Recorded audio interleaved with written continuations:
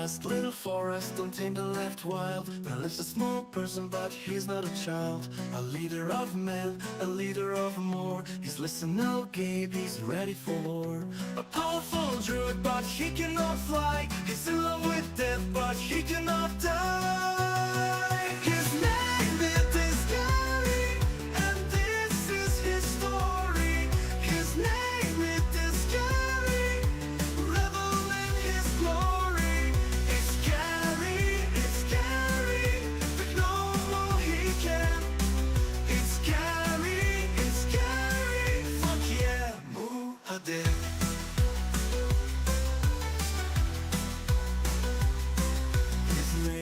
Gary, and this is his story. His name it is Gary, revel in his glory. It's scary, but no more he can. It's scary, fuck yeah, Muad'Dib.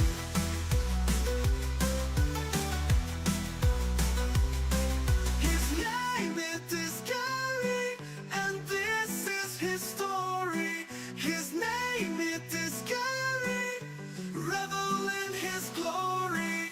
It's scary, but no more he can. It's scary, fuck yeah, Muad'Dib.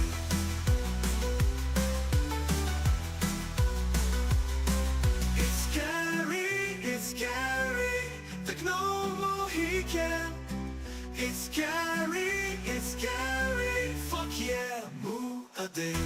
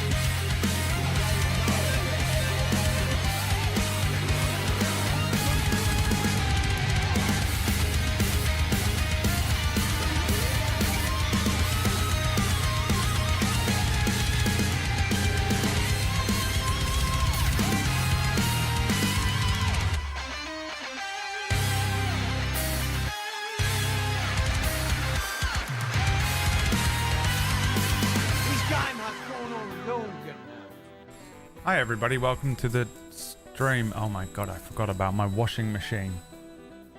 We've got 5 minutes of this in the background every time I speak. Can you hear it? It's got 5 minutes left and it's doing the really loud super spin part. I should have just left it 5 minutes. A plane taking off. Guys, let me do an impression of a plane. You ready? I have to open the gates. I have to make like a noise.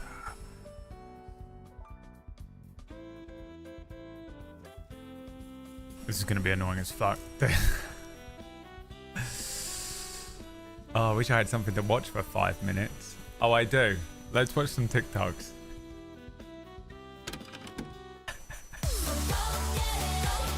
This game has gone on. This game has gone on. This game has gone on long. This game has gone on. This game has gone on. This game has gone on long. This game has gone on long. This game has gone on. This game has gone on long. This game has gone on long. Alright, let's watch some TikToks instead of listening to my washing machine for the next 3 minutes. The first one is from Guru Nanak.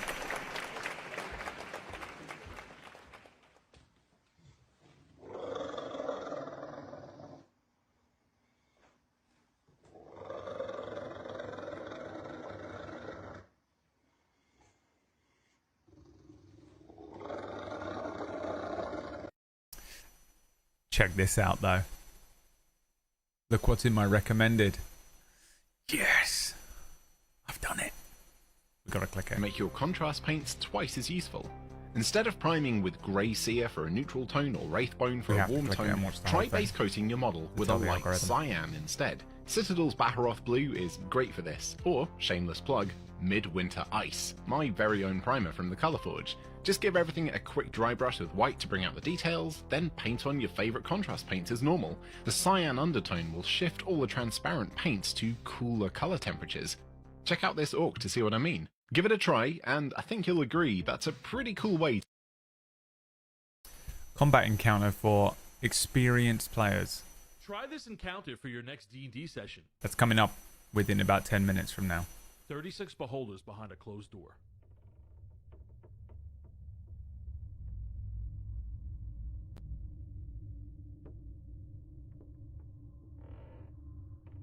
It's honestly great.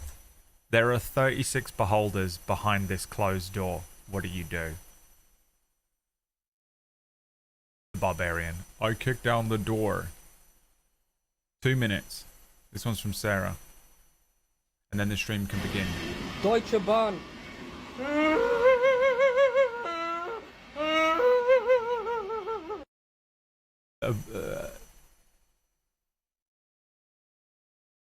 The cleric beast. 1.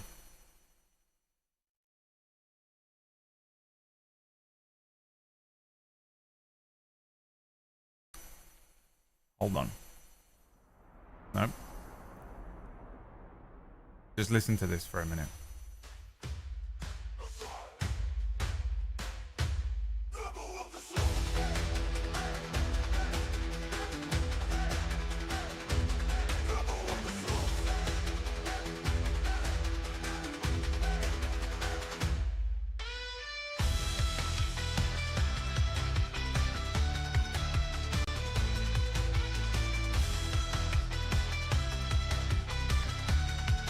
One minute. How did the Seg theme come out so good on Suno? That's what I should have done. I should have made a song. You got a boss fight coming up, remember?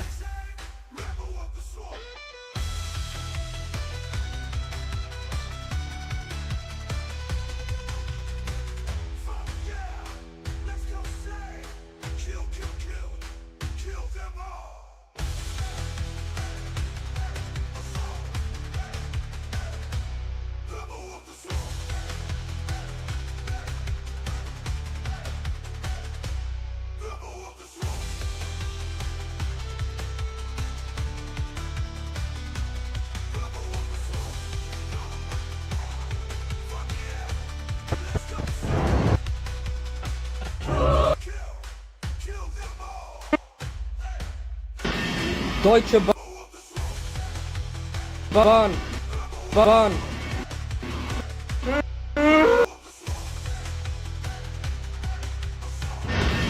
Deutsche Bahn. Deutsche Bahn.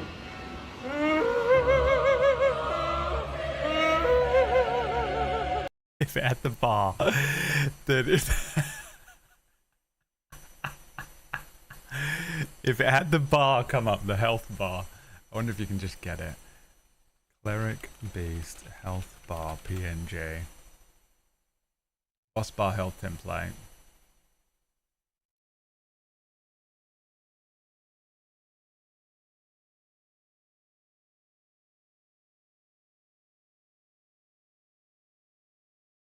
It needs the oh my god. It's finishing. Bloodborne boss bar PNG.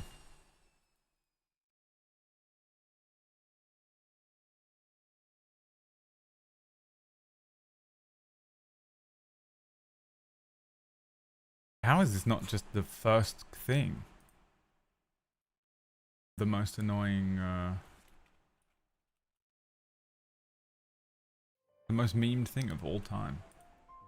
Is really annoyingly hard to find.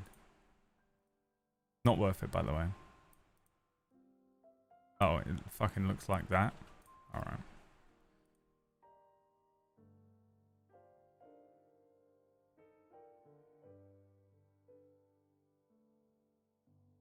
So annoying. I can't edit on one screen. It's so difficult to do. Deutsche Bahn.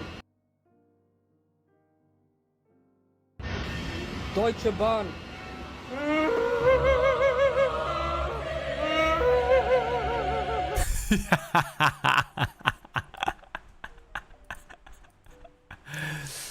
It's so good that I want to keep it forever.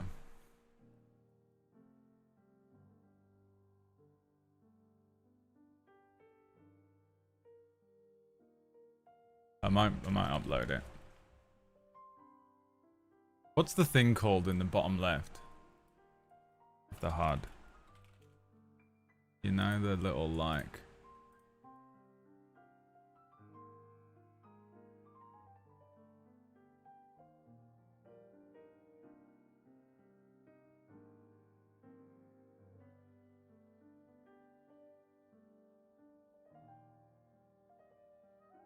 Oh, okay, didn't work.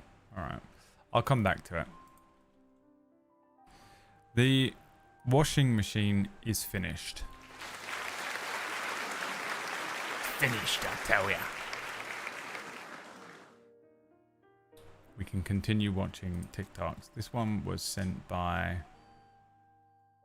Why can't I have to download that one? I'm not doing it. This one's from Toodle.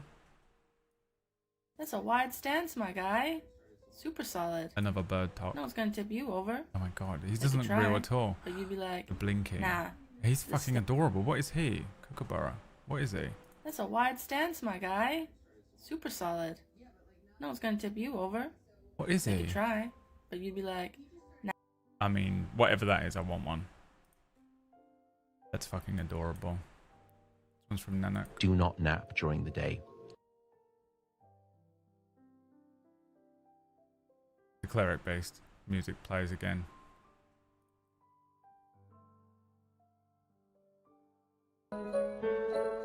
Oh damn, this is me all night. I had a slight ache in my shin, bone cancer.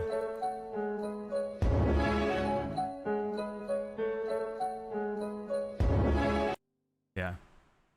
Last night I couldn't sleep at all. I haven't had anywhere near enough sleep. I feel like absolute dog shit today. I'm trying not to complain or cry about it because it's all I've done for weeks, but didn't sleep for shit. Had a horrible night. Didn't get to sleep till fucking 4 a.m. Fucking had to take a trip down the old Zopi River. Had half a Zopi. And the whole time I'm laying in bed, for some reason my right shin was aching. Why? Don't know. In my brain, bone cancer. My shoulder hurts. I must have slept in the wrong position. Bone cancer. My throat is sore. Throat cancer. My head hurts. I should drink some water. Brain cancer. My eyes hurt. I should wear my glasses. Eye cancer. Every single feeling that I feel in my body at all times. I'm not clicking that. This one. Ananı avradını, şu karizmaya bakın. Kimileri onlara şeytan dedi. Kimileri ise I don't even know what I'm looking melek at. It's like a olduğuna boat. inandı. Fakat onlar birer Okay. This one's from Toodle.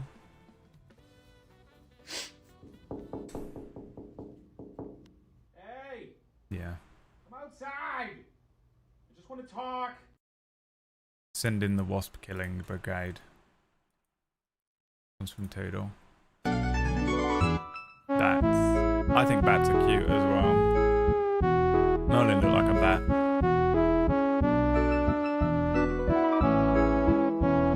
I don't find them frightening or gross or anything. I mean, that's just fucking adorable. Bats are cute. Another bird talk. Bacon buckets? Bacon. Why does it look like Winston Churchill? Bacon pancakes. Making bacon pancakes. Bacon pancakes. Making bacon pancakes. Oh, bacon pancakes. Making bacon pancakes. Bacon pancakes. Making bacon pancakes. Why do they do it? It's like they're stimming. I can't sing forever. Annie, thanks for the sub. You should have waited though. You should have waited. It's D&D day. Your subs can mean something. if you just believe. This one's from Guru Nanak. Makeshift net. I'm gonna hit one softly, just in case.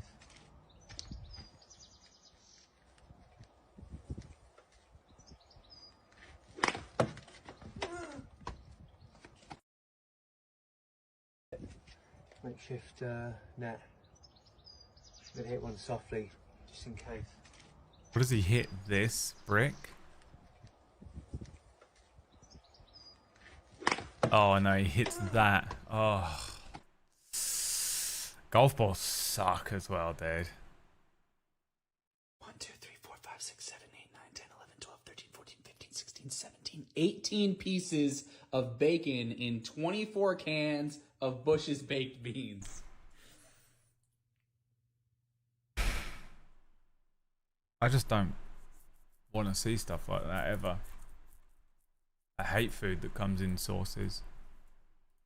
Yo, did you read the news that there's like this asteroid that's gonna hit us in 2029? It's Oh, like thank God. No, this is Oh, a hell bad yeah. thing. No. Yeah. No, this is bad. Now, people are Yeah, gonna let's die. go. I love the idea of it as well.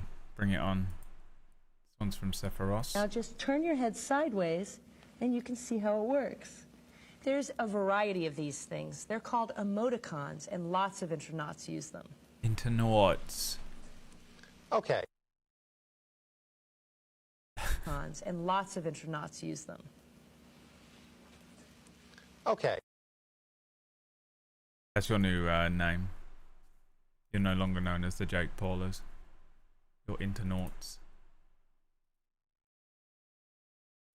In the past, when I was on a mission to fart in front of as many people as I possibly could. There's too much going on already. I'm so overwhelmed. The accent, the room, the stuff, the shoes. Whoever I can possibly fart in front of. Okay, what are you saying? In the past, when I was on a mission to fart in front of as many people as I possibly could, whoever I can possibly fart in front of. I was sitting on my lounge and I was thinking, who am I going to do it to next? I haven't seen the doctor for a while. So I went and saw the doctor. Finished with the appointment. He's sitting on the computer. And I said, do you want me to leave the door open or shut? He goes, I just leave the door open. I said, okay, bye. Just as I get to the door, I just dropped a massive fart and then I shut the door. I walked past the waiting room really fast. Yeah, the waiting room was full. They heard.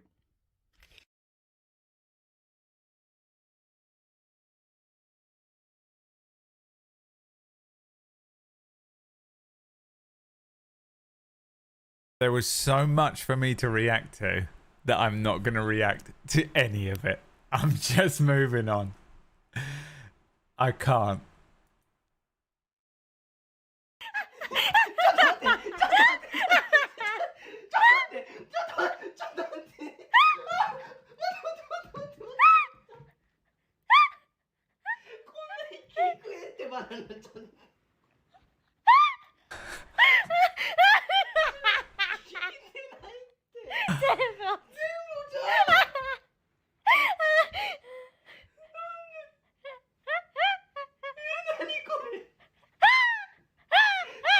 What is happening? Did she get them all? Did you remember the brand Kangol? I can't believe they're still about. This one's from Toodle. The sound of rain on a summer's day. How romantic.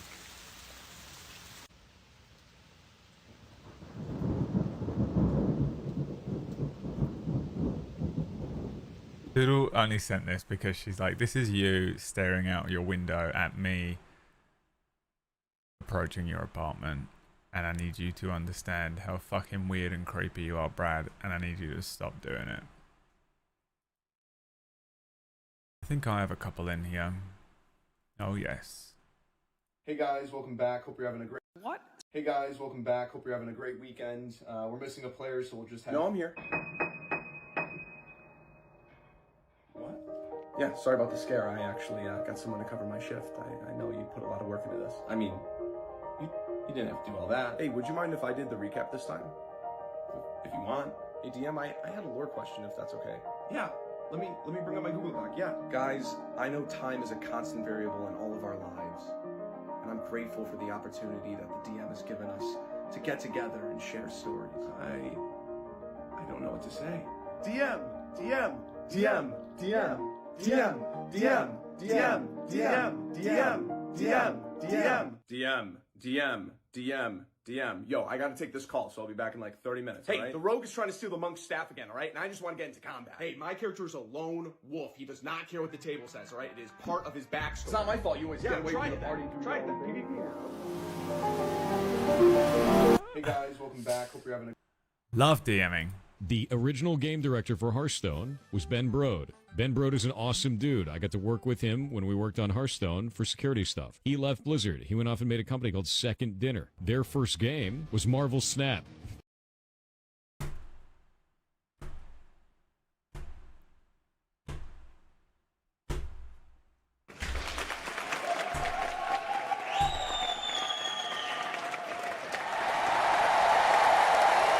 My two favorite games. Ben Brode. My man. Which is why Marvel There's Snap... two games.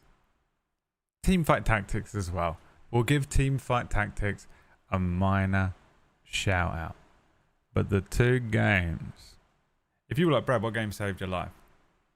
Final Fantasy VII, Hearthstone, Marvel Snap. Honorable shout out. Teamfight Tactics. Snap is so goddamn good because it was Ben Brode, the original game director of Hearthstone. So you're seeing these people move off and make their own studios. These were the core of Blizzard. These were the guys. So they're going off and making cool shit. The voice now. is so great. By the way, Pirate Software. Fuck you. No. No. No. No. I don't care if you love him. I don't care if you fucking... He's hacking into me. Listen to me, Pirate Software. Fuck you, dude.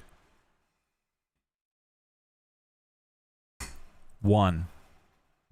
Good hair. Fuck off. 2.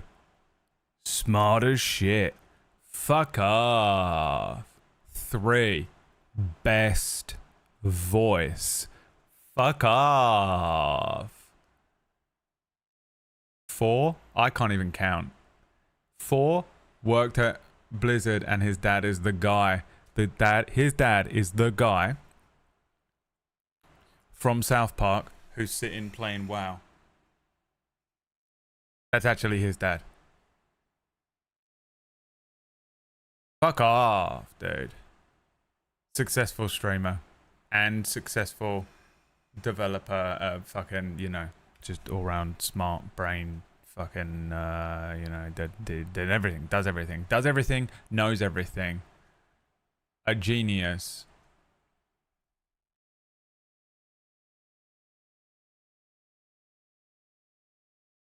So pissed off, man. I can't look at him anymore. God damn, this baby all got me looking like a jacked teen heartthrob.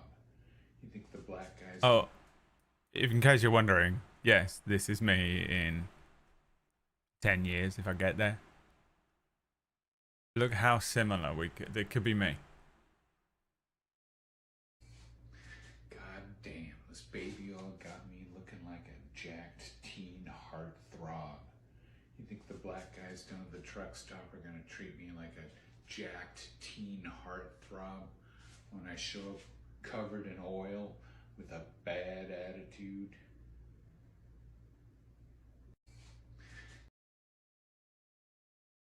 Do you think the black guys down at the truck stop are gonna treat me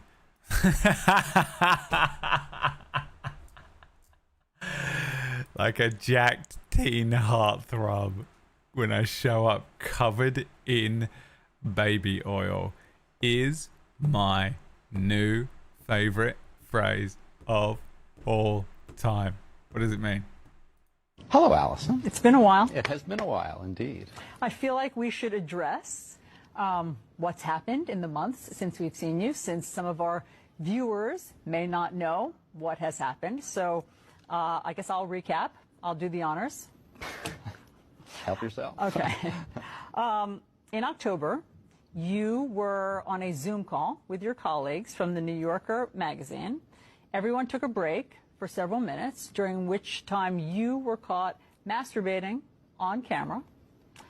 You were subsequently fired from that job after 27 years of working there. And you, since then, have been on leave from CNN. Do I have all that right? You got it all right. Sad to say. Okay. Hello, Allison. What are we doing, bro? Okay. First of all, number one, guys, stop masturbating on Zoom calls in front of people. 100% the way I'm gonna go out. I'm gonna fuck up one day. Camera on. Not gonna know I'm still streaming. It's how we all go, one by one. But two, stop doing it on a Zoom call. 3, why are you here being interviewed? The anxiety it gives me. I would kill myself. Look at the way she has to do this interview. Hello, Allison. It's been a while. It has been a while, indeed. So awkward. I feel like we should address. You know what I mean? Like, they know each other. This is like me talking to Whack. We used to work together. What's happened in the months since we've seen you, since some of our viewers may not know what has happened. So I guess I'll recap. I'll do the honors. Help yourself. Okay.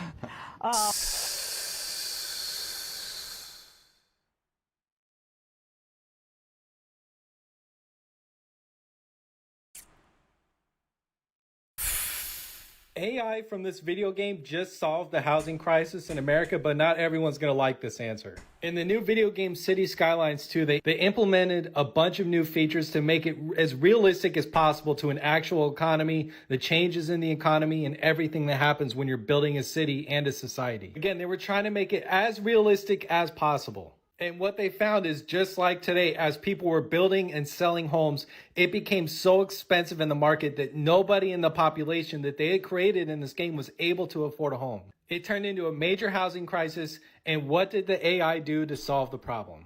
Get rid of all the landlords. Make it impossible to become one. The game made it so you were only able to purchase a home. You could never rent anything. And what do you know? Sure enough, give it a little bit of time and housing prices dropped way, way low. People could afford homes again.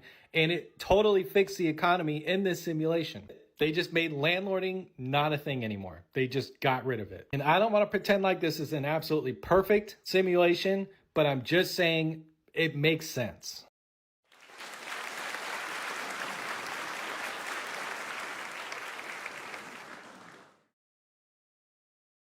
Again.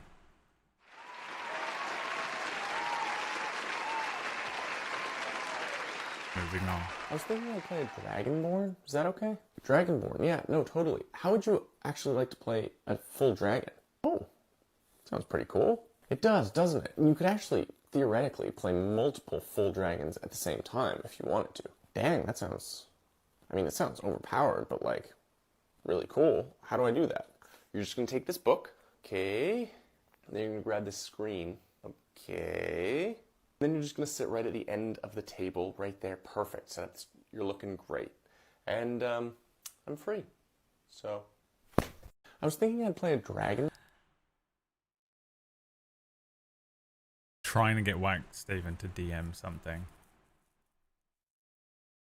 Whack's like, I just offered to run a campaign for everyone in the Omicron's Rest. What the fuck?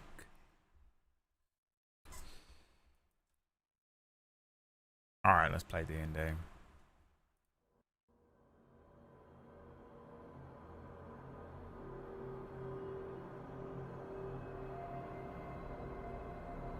Which under a tiny world will take a person only a matter of weeks to travel from one side to the other.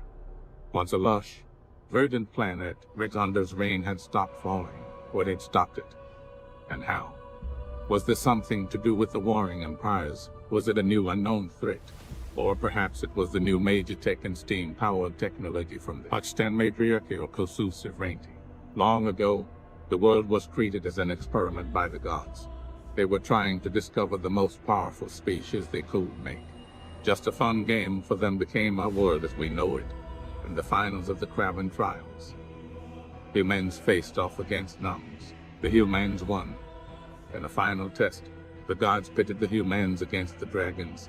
The dragons tore the world apart, leaving magic unstable, destroying any semblance of society. Now, after 1,000 years, the mans have rebuilt.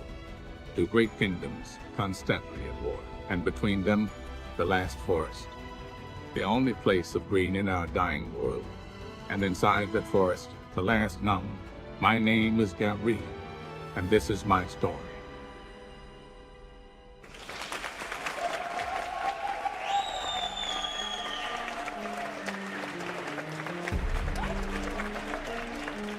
It is time to continue our weekly D&D game. Last week, you came here, didn't ya? Jincha. Now's the time to sub. Oh, this isn't a sub. It's just $75 fucking dollars from BradWOTO, my betrothed. BradWOTO, what the fuck? First of all, birthday tax, and we're playing D&D. What a lovely birthday gift. All right, look, you're welcome. I have to acknowledge. I'm just gonna pretend that's $7, BradWOTO. Otherwise, I'm not gonna be able to GM today. I haven't had any sleep. I appreciate you. Thank you very much for the $7. The $7 that you donated. Last week I didn't write anything down. Oh great. Last week you had a fight with a Kruthic, a creature that crawled out of the sands. That is basically a thing on. Damn.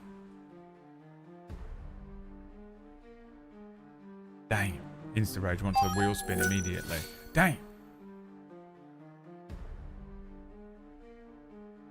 Gabriel wants a wheel spin originally.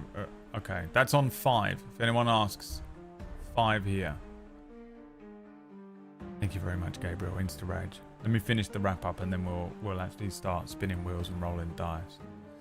The previously on The Legend of Gary.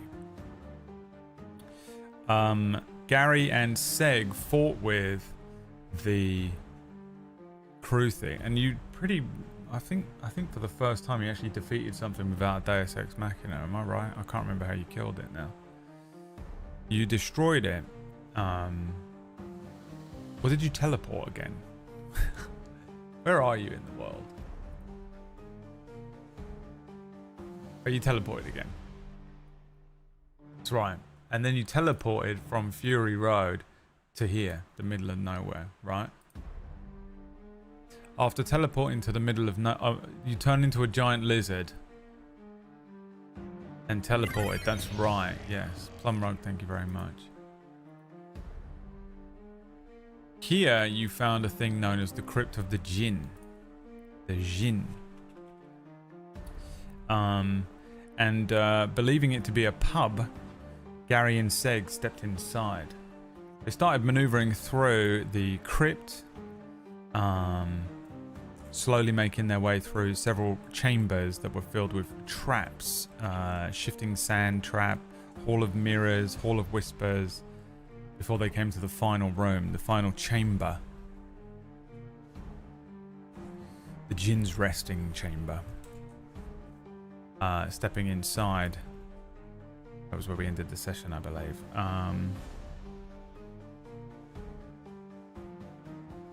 Let's pick it up. Let's spin the wheel. The first wheel spin of the day.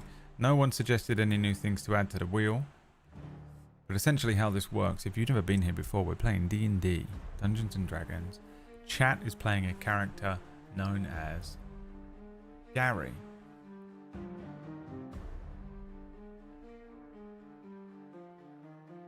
Gary is a level 3 gnome and druid who is destined to save the world. It's an Algabe. The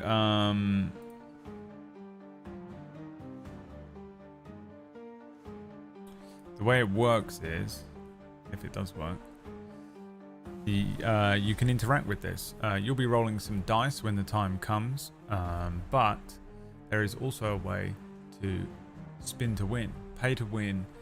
For every 10 gift subs, we spin this wheel above me, and on that wheel spin, random things could happen. You could get an encounter, you could get an item, you could get a battle, you could get XP, you could recover your spells, you could get advantage, things like that. That's 5, right? 2 wheel spins to start us off. Let's go. As you step into the final chamber, as Gary and Seg step into the final chamber. An encounter. You just made the encounter harder for yourselves. Congratulations. Let's spin it again. That one was from InstaRage. Everyone thank InstaRage. InstaRage, thank you so much. This wheel spin is pretty much predominantly from Gabe and Lux. A trap.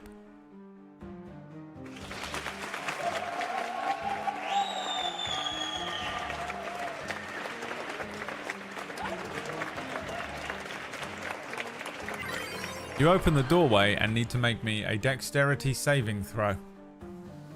Let's start rolling dice. It's time to start rolling dice. I wonder if Suno can make me a boss battle theme.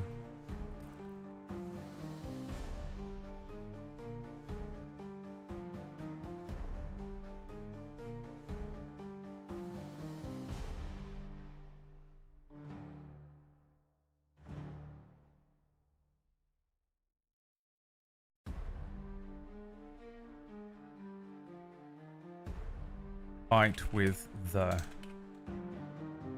Jinn. A boss battle theme. So we're gonna take the first roll today because no one's rolled anything yet, and from then on we take the second roll, and that's a natural 1. Right, ChatGPT, create a door trap for one of the chambers.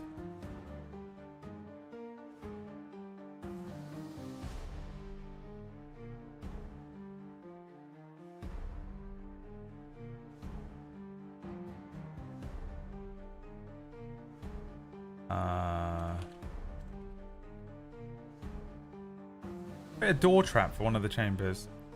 Let's see what ChatGPT provides for you. The backup GM, the assistant director of The Legend of Gary, is AI. As the door opens, a hidden compartment above the door releases a net woven with tiny venomous scorpions. The net falls onto the character, Gary, attempting to open the door, entangling them and causing the scorpions to sting.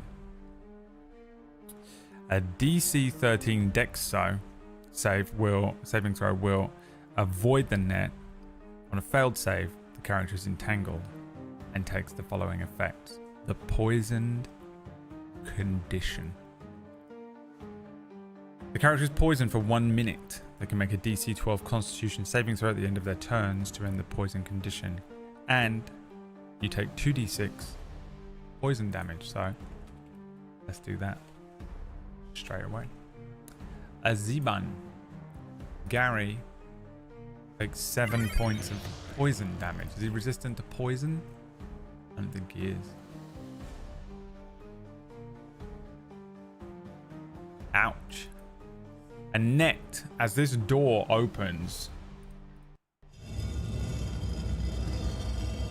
Gary begins to take in this very large and ornate room in front of him. But before he really takes in anything in the gloom of this final resting place, there is a net catches Gary. Suddenly he recognizes that there are things moving through the rope, the old net that's landed around him. Scorpions, their little tails lashing out and poisoning Gary as he takes 7 poison damage. He begins to struggle and get this thing off of him. I'm going to say I think he does, but he kind of looks a little dreary. The poison spreading through his system. On top of that,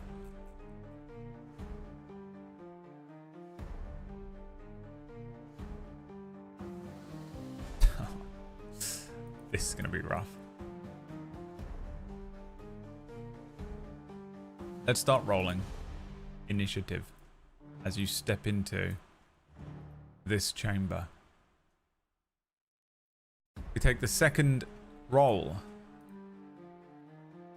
Gary's initiative is +1. You step into a room with Seg here. And as the two step into the room and this net trap activates, there's a rattling of bones. There are skeletal figures moving about in this room. You see these sort of ancient looking skeletons, yellowed bones with old leathers on them and kind of bizarre ancient looking wrappings sitting on their magically held together bones. They're holding little brass swords. As you walk into the room, since you earned yourself another encounter, another skeleton forms in front of you. Behind them,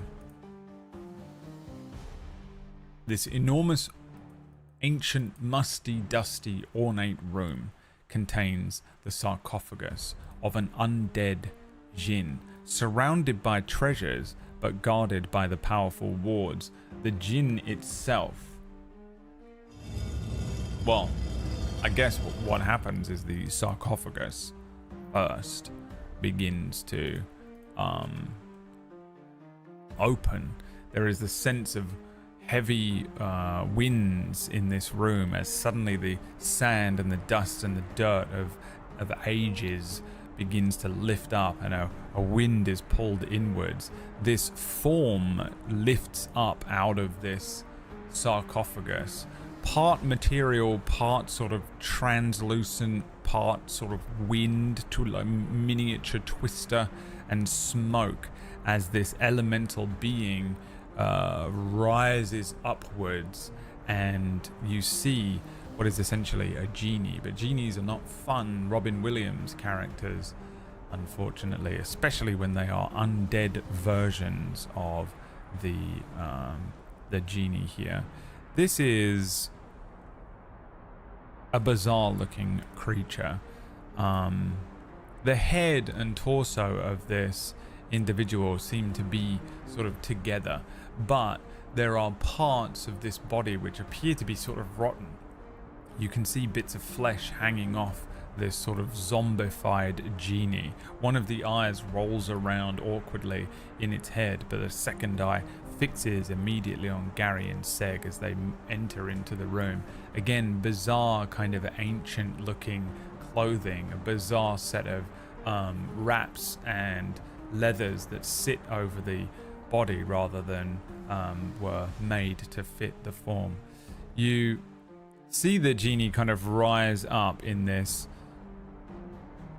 part breeze, part tornado. There's a sense of magical fire that glistens and crackles within the twister that sits underneath where its legs would be. Okay. Let's see. So you rolled a 19 for Gary. Is that correct? For his initiative. Let's get the initiatives of all the other creatures in here too. Gary got a 20 in total. But then we need Seg. We'll roll some initiative too. On a 12, Seg goes. You got 3 skeletons in the room.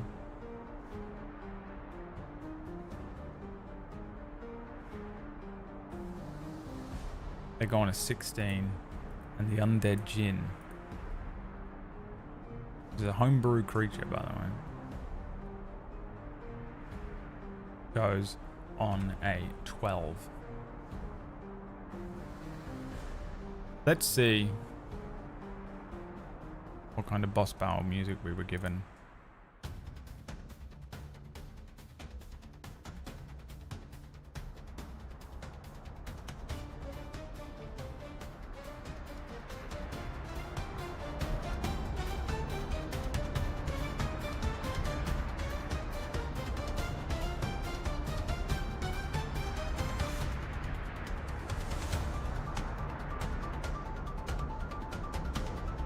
So, Gary is poisoned currently.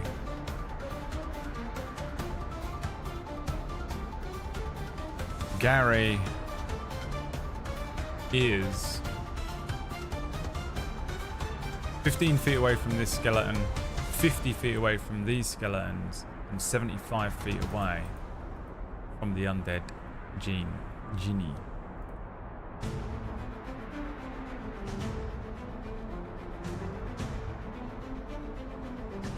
It is time to determine what Gary does on his first turn in this boss battle. What does Gary do? Physical attack. Cast a spell. Heal. Run. Hide. Dodge. Item. Get creative.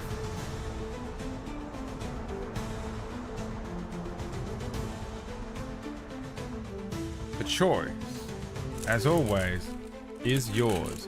You are Gary. Everyone has always dreamed of becoming Gary, and today that chance has been presented to you by me.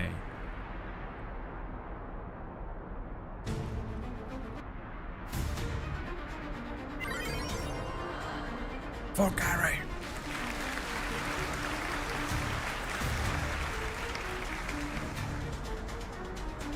For freedom. Thank you, Dabiru. Thank you, Jake.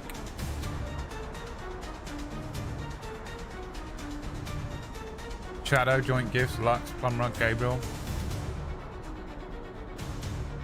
Thank you for the subs. Every sub contributes to the spin wheel on Sundays,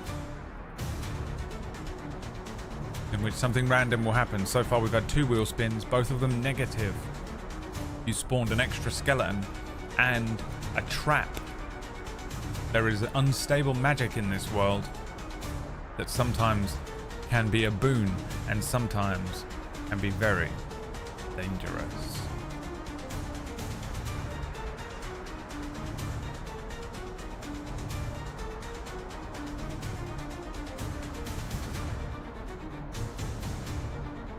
Get creative is what you want to do. Okay. What does Gary do? Creative options in the chat room, please. You are Gary.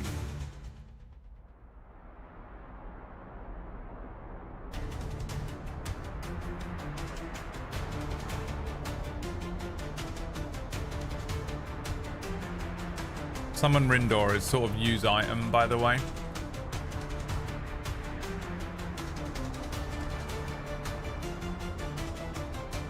Convince the Jinn to grant us some wishes.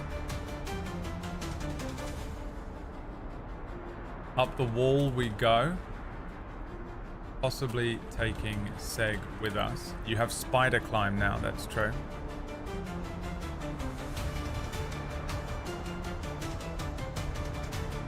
Recruit the genie. Any other suggestions from the chat?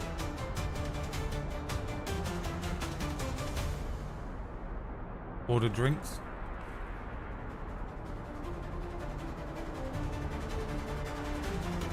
Challenge the Jinn to a dance-off.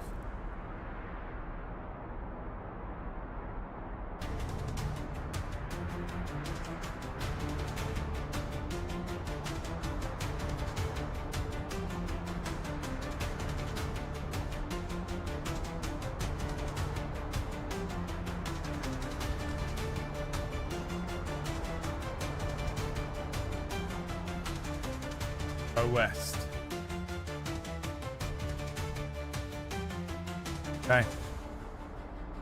The choice is yours.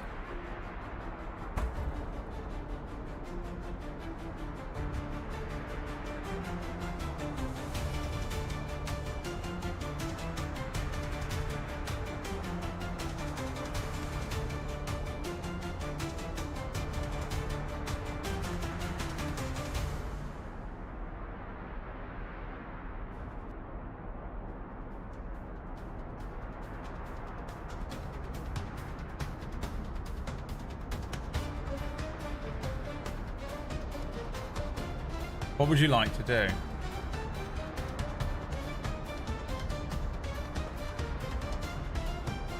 You can take part in the Twitch chat.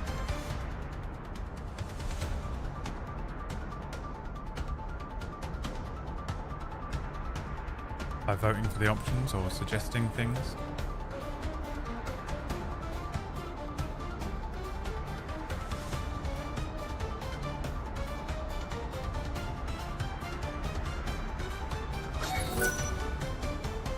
Continues to be too hot in this country.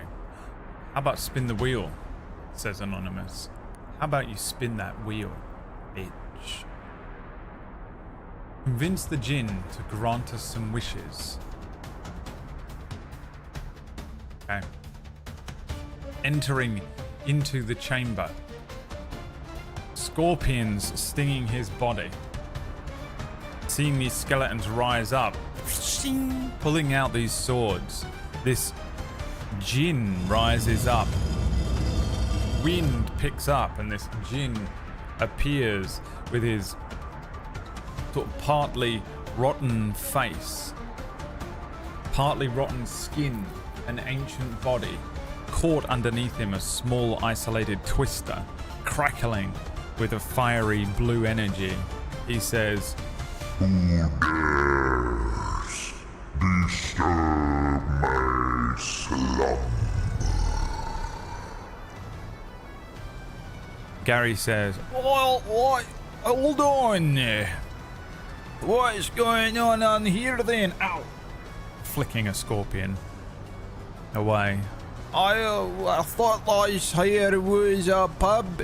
Are you a genie? Would you be willing to part with a few wishes? We've come all the way here. You look like you might be able to grant us a few wishes.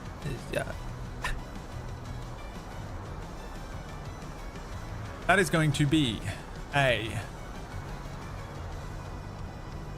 persuasion check with disadvantage because you are poisoned. Gary has a -1 to persuasion.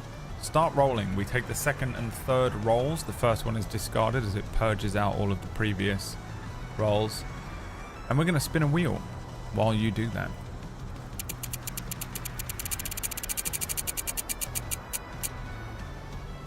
A wild magic surge is going to happen. I have a D10,000 table for wild magic.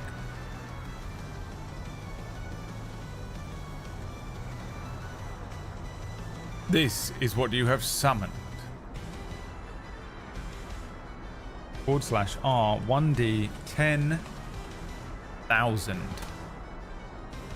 5,135.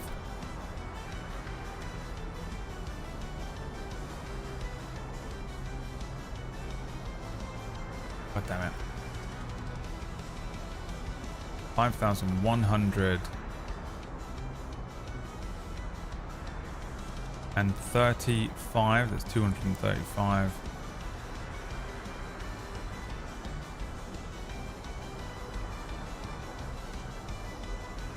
The target cannot shut up until someone inflicts damage upon him. Gary then just starts rambling. I wonder a lot is here, please. What is this place? Because we thought it was a pub. We come on down looking for a wee place to get a wee drink, perhaps.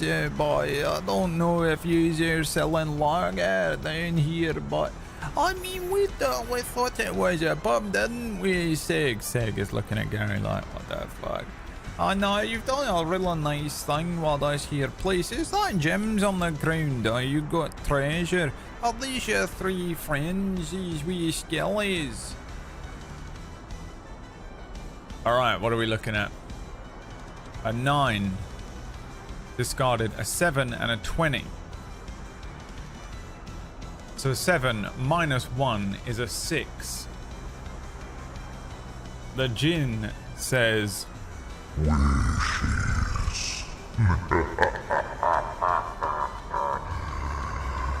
I think not.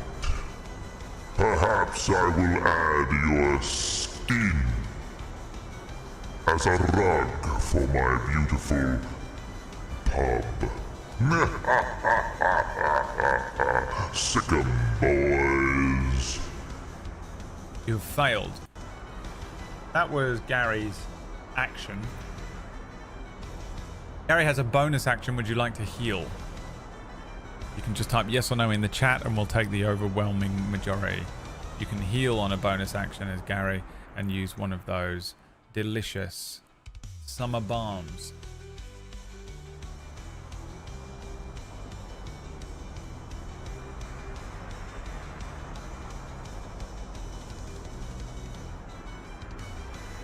I simply can't believe that didn't work.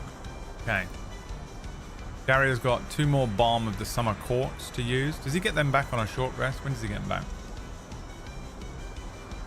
A long rest. You guys did a short rest or a long rest? You did a long rest, right? Oh no, then you had to use one after the rest to heal Seg because he didn't get rest. That's what it was. So you get 1d6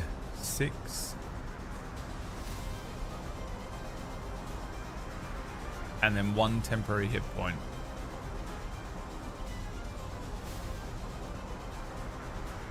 Ooh, 6. Nailed it. You're welcome. Okay. Now, does Gary move? It's probably not a good idea here. Does Gary move? Yes or no in the chat. We'll take the overwhelming majority. Would you like Gary to move? His options are to sort of move forward a little bit. He could get over here somewhere. Kind of a tough one. No, they scream. Okay. The skeleton is going to rush forward. 1d2. 1 is Gary, 2 is Seg. Seg. This skeleton is going to rush and attack Seg. These two... How far can a skeleton move? Pretty far. They use their actions. They can get all the way down to the boys. Okay, this skeleton here is going to attack Seg with its short sword. On a 7, comes rushing forward. Seg pulls out his blade just in time, and this one, ting! Seg parries the skeleton's sword away with his own. The other 2 skeletons scramble forward, pulling out little brass swords of their own, rushing towards Gary and Seg. But they use their action to dash, so they're done. That's the end of their turn. It is now the Jinn's turn. Jinn Kazama. Alright, what can you do?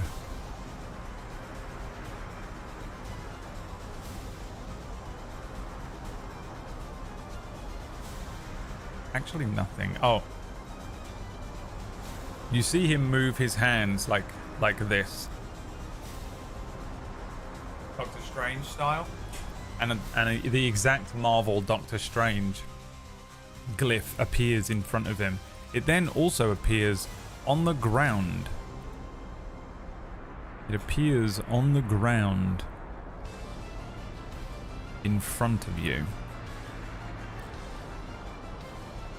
If I can find a glyph to put on the ground.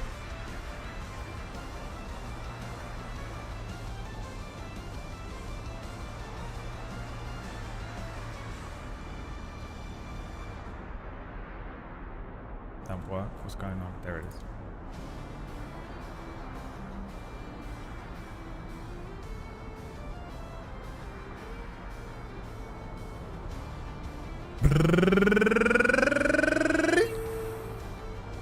There is a massive glyph glowing with arcane energy that appears on the ground in front of where Gary, Seg, and the skeletons are.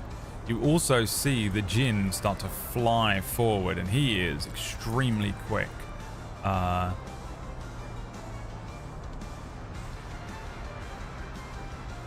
think I'm going to move him over here. He flies, moves with unbelievable speed around the room as he's casting this spell, and this glyph appears in the room underneath, along the stone here. Seg will now attempt to attack the skeleton that is to his right. Seg, the Rambo of the swamp. A one-handed strike, that's a natural 1 from Seg. Everyone, roll me a d20. It's time for the actions of your consequences.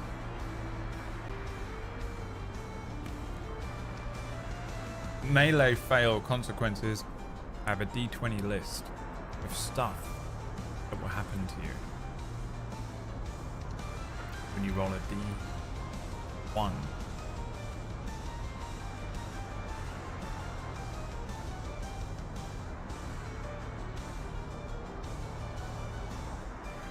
Five, we take the next one. Give the bot a chance to clear its throat.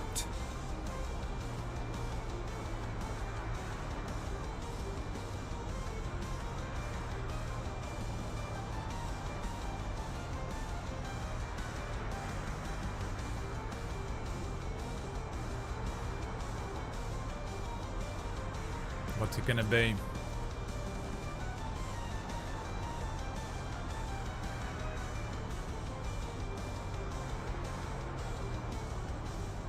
How will Seg fail? Because fail he shall.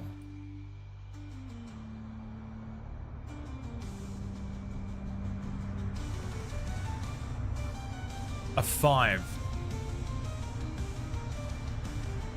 On a 5, you swing too wildly. You roll the damage and imply it to yourself. That is so bad. 8 slashing damage to Seg. He's only got 13 health. He swings, but there is a gust of wind as the Jinn moves around the room, kicking up all of this sand and dirt. He gets confused. He sort of swings wildly towards this skeleton, stumbling over his own feet. He looks down. He's cut a terrible wound across his own leg. The leg of Seg is bleeding. Ah, fuck. Gary says, "Oh, it looks like they got you." And Seg goes, yeah, they done that. They got me. It's Gary's turn. What does Gary do? And I'll give you the combat options again, because I think this is a slightly quicker way to do this. A physical attack with his staff. He could cast a spell. And also this is wild shape. He could heal. He can run. He can hide. He can dodge. He can use an item. This includes the Pokeball to summon up Rendor, or he can get creative. What's it gonna be, Alfie? The choice is yours. A pivotal turn, I think, this one.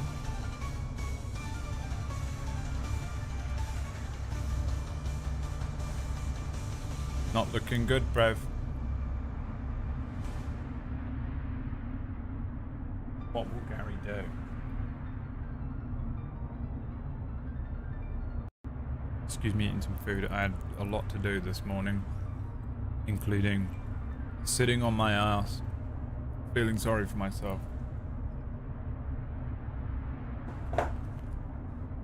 instead of eating enough food.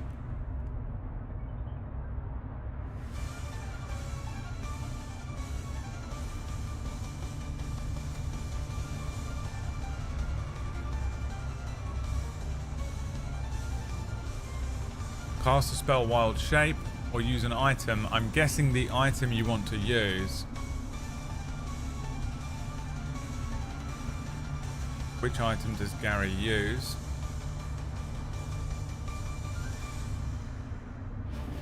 Pokeball. Summon Rendor. Let's have a quick look at some of Gary's other items.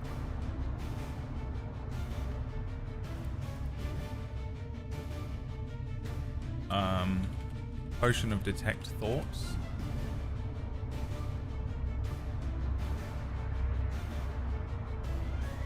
Potion of Levitation. Chime of Tongues is useless to you here. Scroll of True Seeing is useless to you here.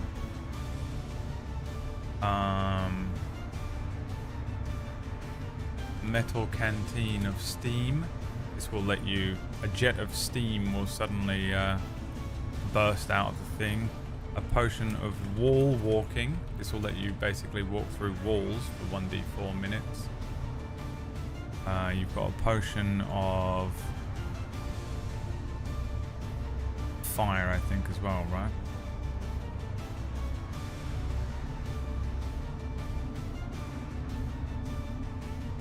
Potion of Fire Breath. Those are your options.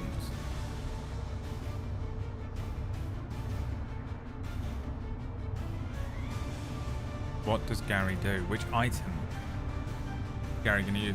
You can also gift subs and spin the wheel. It may make things better.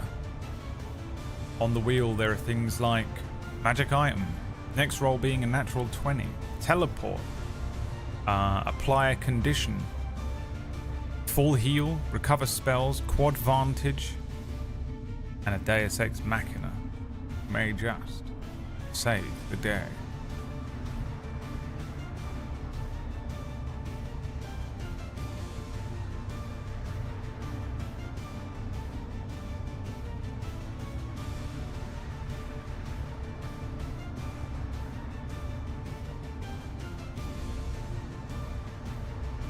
Plan is to summon Rendor.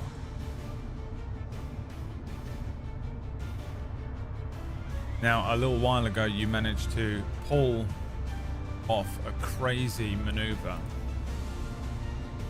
With a wheel spin and a Deus Ex Machina, you were able to pull out a Master Ball and catch, like a Pokemon, a tiny white dragon. Pulling the Pokeball from his pocket now, Gary says, "Rendor the gun! I choose you." He throws it to the ground. Rendor enters the fight. Where are you, Rendor? Rendor the Calm. This is...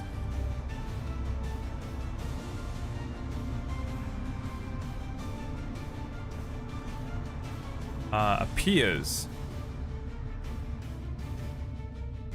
Now there are rules to Rendor. He acts like a Charizard. Theory, thank you for the 5 gift subs.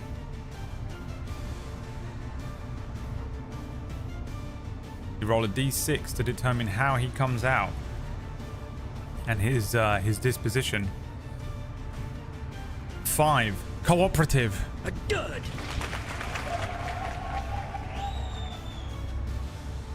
Rendor follows Gary's commands normally. All attacks and checks are made as usual.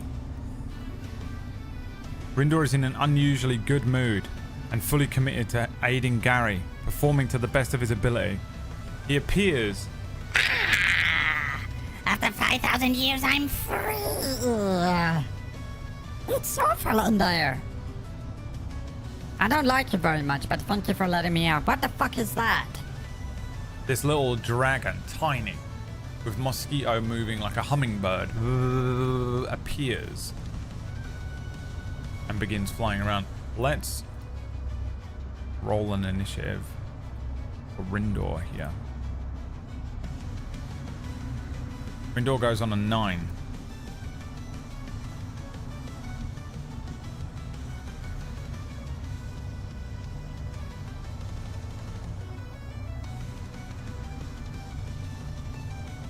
Okay. Gary now has a bonus action. Would you like to heal Seg? You have one more Balm of the Summer Court. Yes or no in the chat. We'll just take the just see what everyone thinks.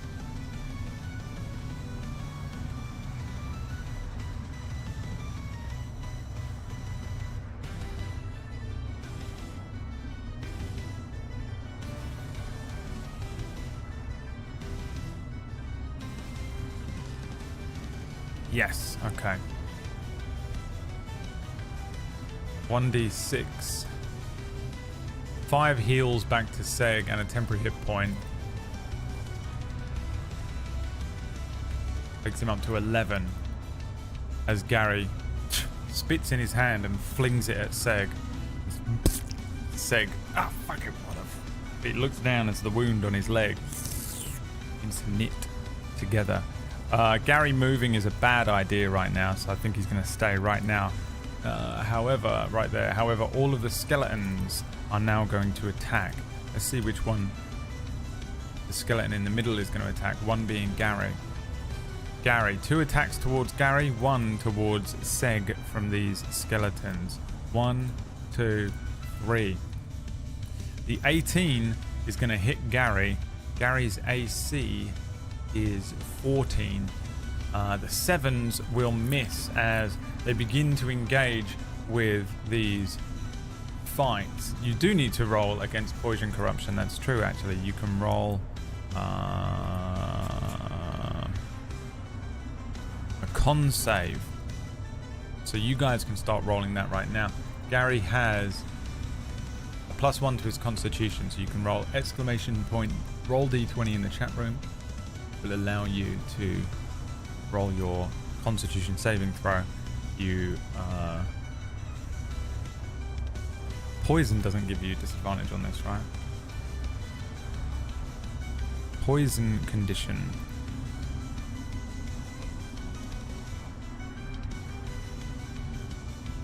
Disadvantage on attack rolls and ability checks, but not saving throws, so I think we're good. So not that 2, the next roll. While you take this much damage regardless. 6 piercing damage as one of these guys strikes at Gary. A 2. It's a fail. You're still poisoned. Gary pulls out his quarterstaff and parries 1 attack. Seg parries 2 attacks here, and the skeletons begin to sort of wail on them. The Jinn's turn. The Jinn flying forward is met on the field of battle by Rendor the Calm. Wow. What do we have here then? A genie. Pathetic. The Jinn, suddenly recognizing there's something else here, says, I had no idea there was something else in here with us. What are you? A hummingbird? A mosquito? I am a dragon. I am the great Rendor the Calm. How dare you? A dragon? So small, so puny. Puny dragon. He is going to use his ethereal strike.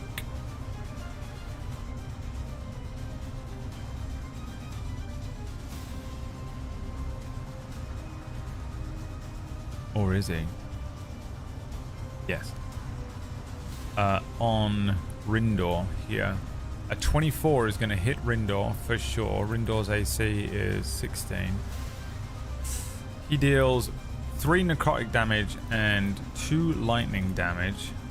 On to Rendor, yeah. 5 damage to Rendor as he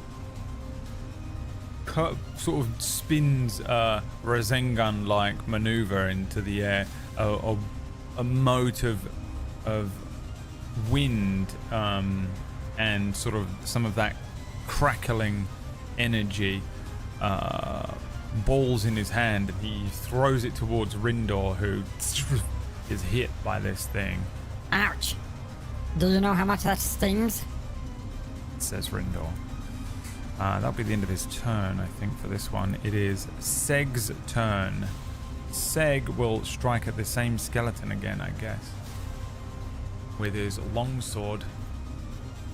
22 is going to hit that skeleton for sure, as he deals 4 slashing damage to this skeleton.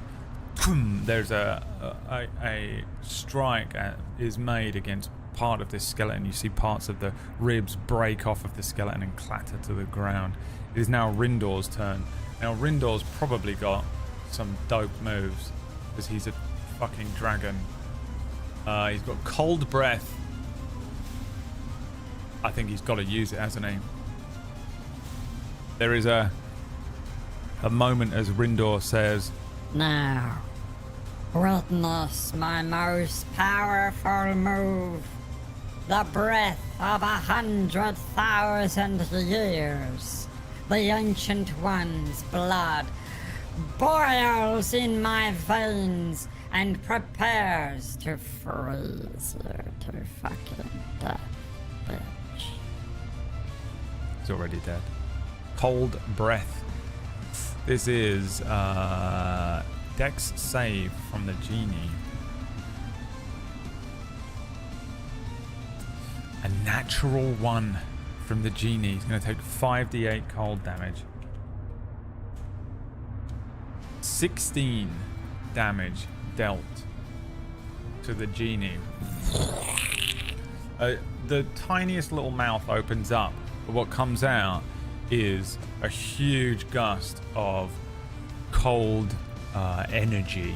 This arcane rumbling as the djinn is swept up and engulfed in Rendor's cold breath. Yes. Do you not see? I am the most powerful being in this world. I am Rendor the Calm.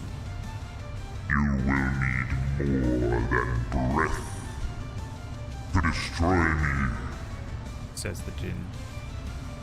It is Gary's turn now. What does Gary do? That's not what that says.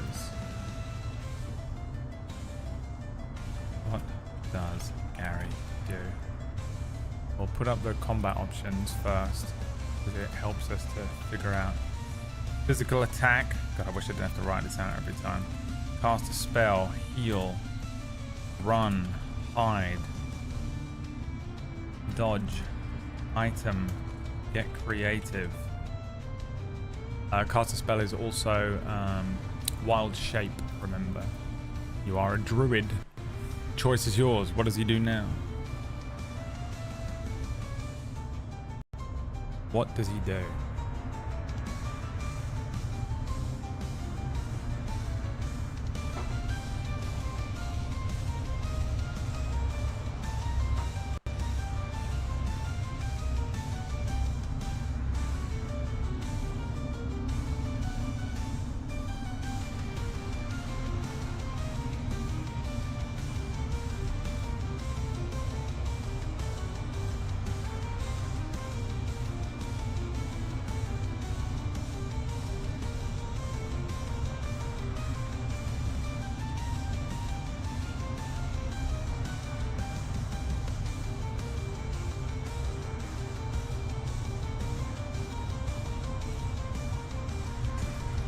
Ooh, sorry, I'm still slightly unwell. I'm still suffering a bit.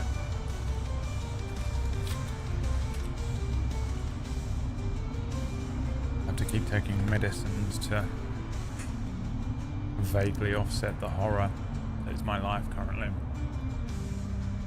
Okay, cast a spell. Let's have a look.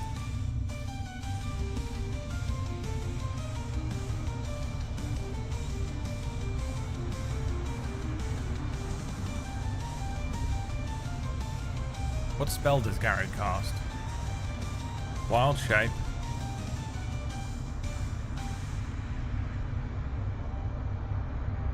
Having a look at some of the other ones you've got. Makes sense. Minor Illusion. Thorn Whip. Control Flames. Thaumaturgy. Thunderwave. Fairy Fire. Ice Knife.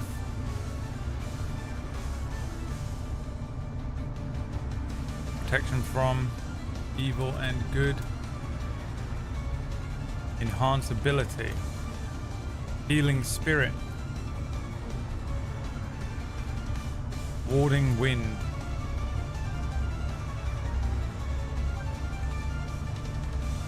The choice is yours. Now, if you don't know what any of these spells are, you're going to have to do a little Google. We're getting a lot of spells now, so you're going to have to look them up. His spell sheet is available, ! Spell sheet for Gary's spells. And then just type in the name of the spell and then put the words D&D or 5e after. So you could write something like Warding Wind 5e, and it will tell you that a strong wind blows around you in a 10-foot radius, which is also what is happening with the genie.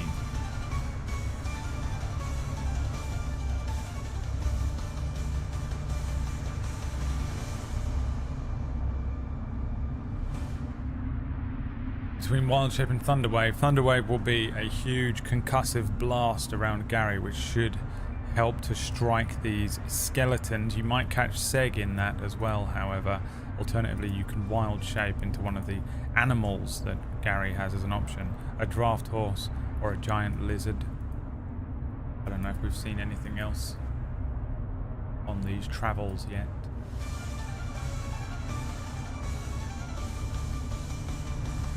It's time to become a draft horse, baby.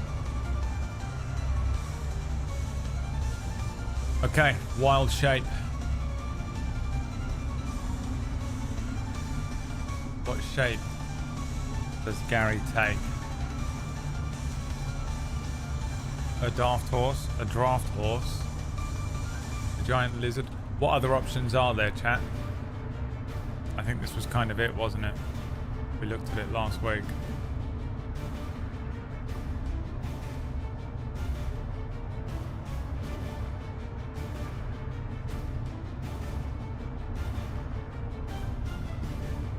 Camel.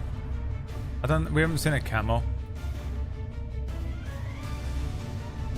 We become Enakio? No, they weren't beasts.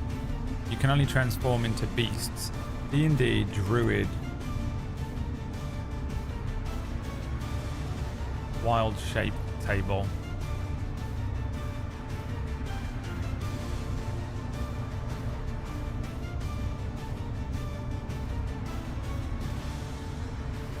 So here's how Wild Shape works. Combat beast shapes. Circle of the Moon. These are just Circle of the Moon. What is he though? He's Circle of Dreams, isn't he? Is it this one?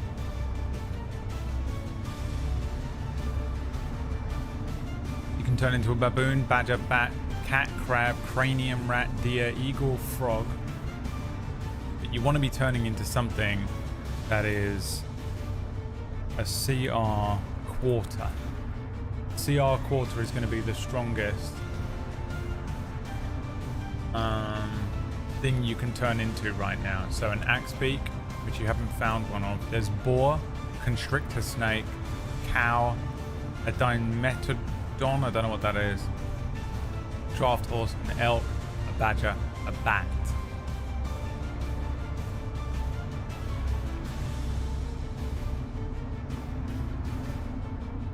So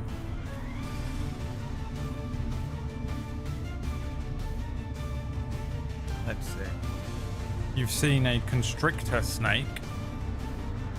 I'd say you've probably, after living in the woods, seen a boar and an elk and a giant badger.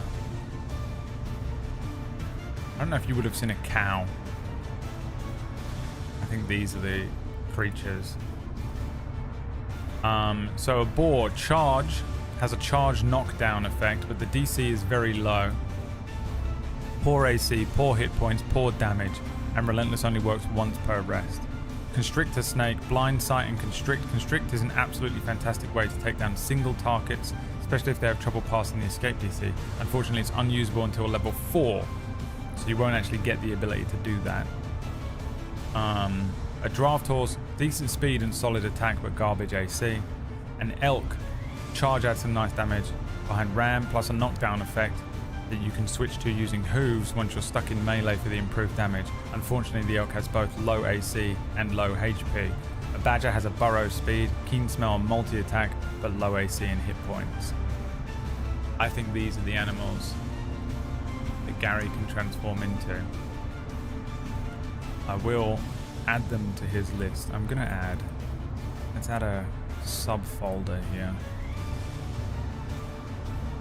Wild shapes.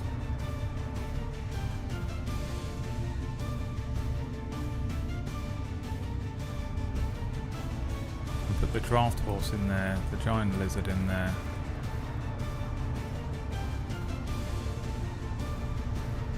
Solid Snake. At some point you will potentially be able to wild shape into Solid Snake. I will certainly allow that. A Boar.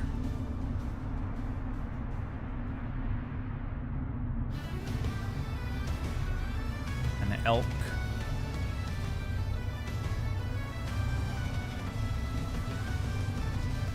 And a Badger. A Giant. Not a Honey Badger. Alright, we're going Giant Lizard, huh?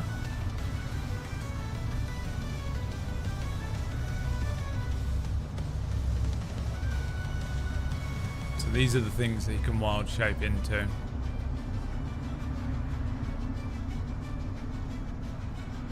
And you've chosen Giant Lizard. Again, a horrific thing to witness. As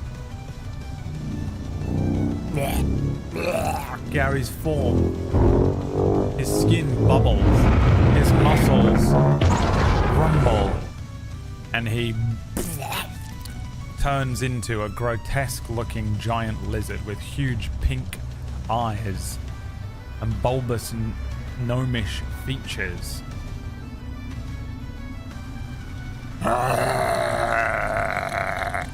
I live again.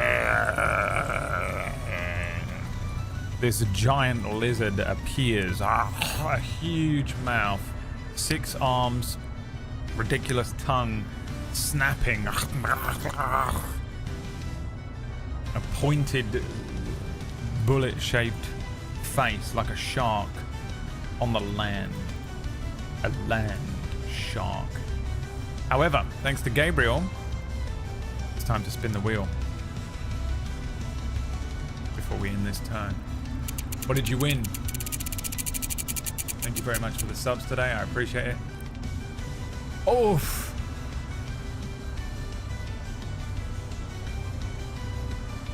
You might be tempted to stop spinning the wheel, but this is the only day of the week I make any money. So I say this to you. Yes, you've had some awful wheel spins today, but the only way to get a good one is to keep spinning it. Now, where are my curses?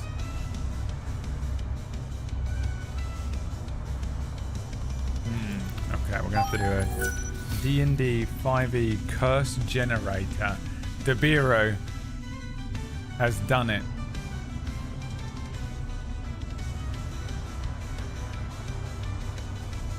$100 curses.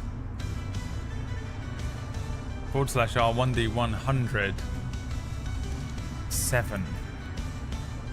Number 7. A player's weapon becomes lodged inside the body of their enemy after any stab attack. A strength check is needed to free the weapon.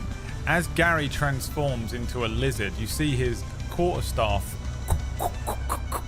fly off of the back of the lizard instead of becoming part of the... When you transform, all of your stuff goes with you. you see the quarterstaff wedge into the ribcage of the skeleton above him. Not a bad curse, to be honest. Could have been way, way worse, that curse. That's about as bad as you get on a D1, a natural 1 roll that I give you. Okay, time for another wheel spin. Let's go. This one, a gift from Debiru, my son, appearing from the ground.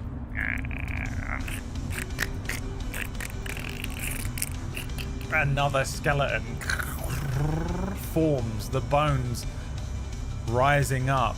The djinn.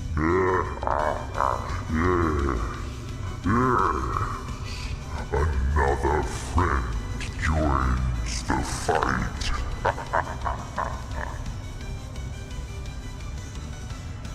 Guys, you may be tempted to stop spinning the wheel, but I say this to you. The only way to get a good wheel spin is to keep spinning. The luck is not with you today. Here's what I'll do for you. I'll refresh the wheel so that it doesn't, so that the curse is lifted.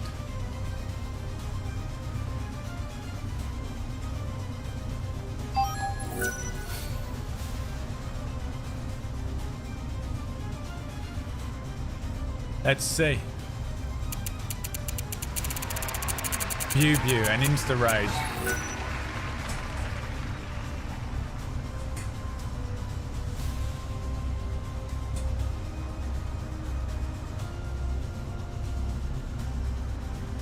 The next roll will be a natural 1.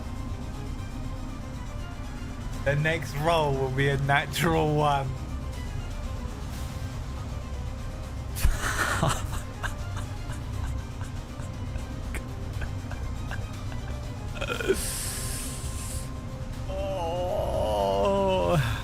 Bubio, insta rage. I say to you this though. I say to you this. Okay? And here's the thing. You may be tempted to stop spinning the wheel. However, the only way to get a good roll is to keep spinning. Another.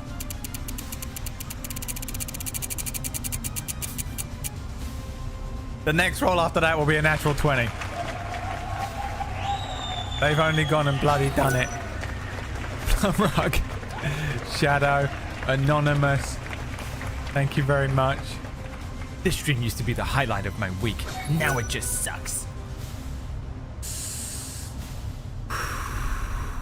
Crap, that's hilarious. Okay, where were we? We're on the back end of Gary's turn. He's used his action to wild shape. Don't think he has any other bonus actions, does he? So I think that's the end of Gary's turn. It's not a bonus action to wild shape, is it? What's wild shape? I don't know anything about druids. You'd think I'd know by now. Druid is the worst class I could imagine playing for this. Where is wild shape? Use your action. Now he's consumed all of his summer bombs, hasn't he? And 1 wild shape now. Alright, here we go. Was that another 5? Is it not updating, Plumrug, or is that the same 5? What's happening? Did it fuck up? What number are we at? It's the same. Okay. We're on 5 from Plum. Okay.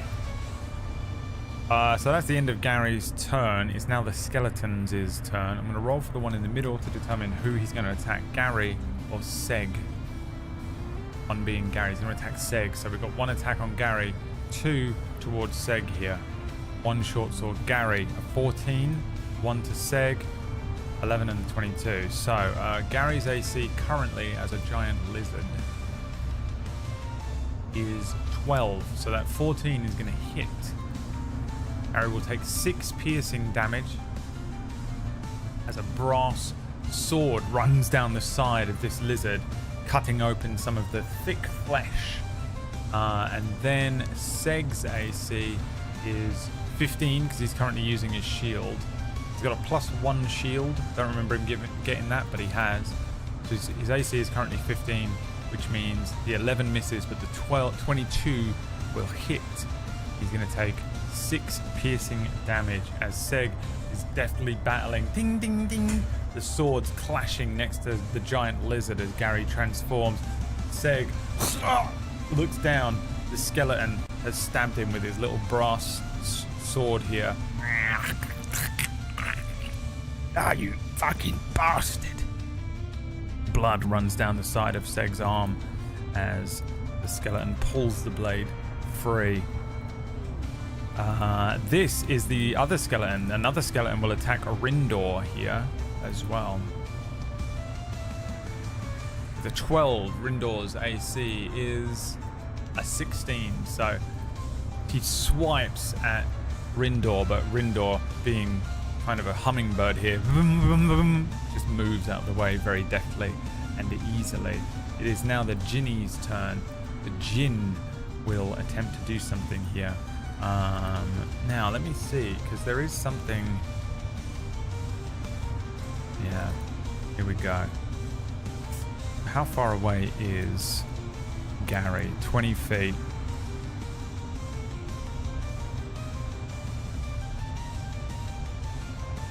The Jinn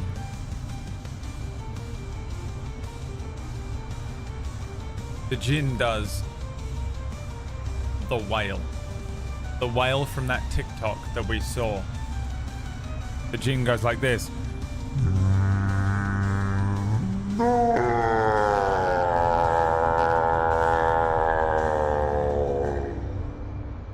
The wail of the forgotten. Each creature within 20 feet must make a DC 13 wisdom saving throw or take 2d6 psychic damage and be frightened for 1 minute.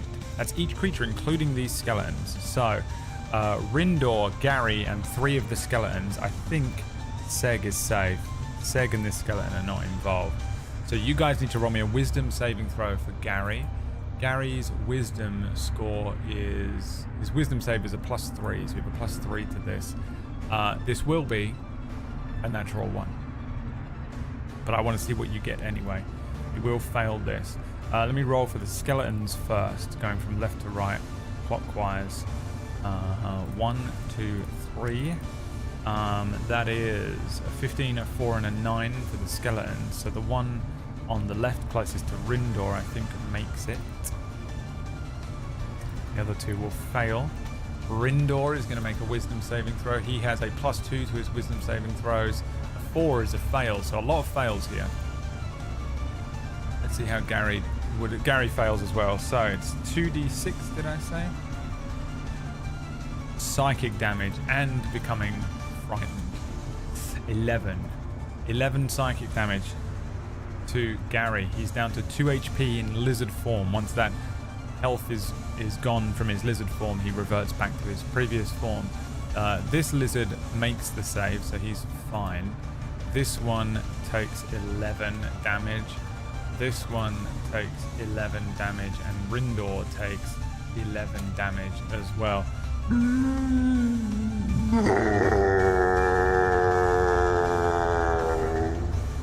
The Jinni screams out this wail of the forgotten. The skeletons start going crazy. Rendor buzzing around. I hate it, stop crying. And Gary in his lizard form, his eyes start bleeding as this deals psychic damage. Now Gary is frightened. The skeleton is frightened. This skeleton is frightened. Rendor is frightened. The frightened condition means a frightened creature has disadvantage on ability checks and attack rolls while the source of its fear, the Jinn, is within line of sight. The creature can't willingly move closer to the source of its fear. That's what we're looking at. And this is for 1 minute. Damn. You'd think that would be a save at the end of its turn. There has to be. There's no way. This is written wrong. The creature can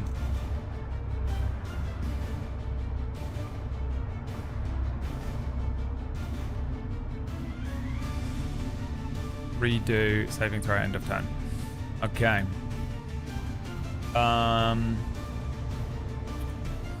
You also have been poisoned this whole time, and I completely forgot. I guess it's worn off. It's worn off. You're welcome. I'll let you have it because you've given me lots of money and had nothing but dog shit spins all morning. So I'll allow it. Okay, that ends the Jin's turn. It is now Seg's turn. Would you like to use your natural 20 on Seg or Gary?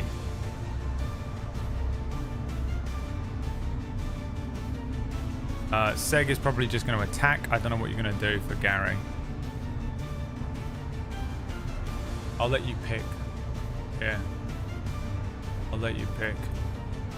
Nat 20 for Seg or Gary.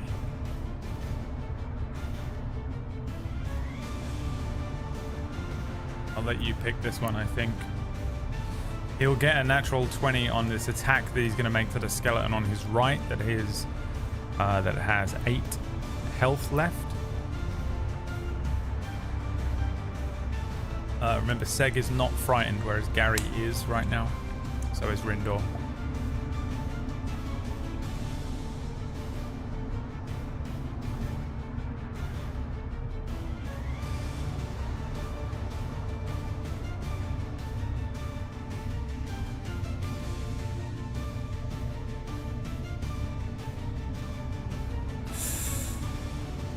It's neck and neck.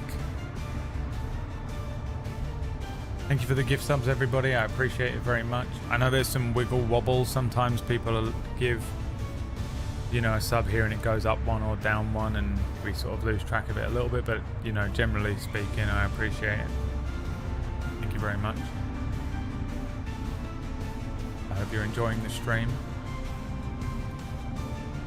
It's going to Gary. Okay. How would it work if our next roll is a 20, but we have disadvantage? It would just still be a 20. It will be a 20 no matter what. So I don't know why I said it, to be honest, but I think I'm barely conscious, so I'm very, very tired. And unwell. So Seg's just going to make a straight up attack here. Against the skeleton on his right. Natural 20 anyway.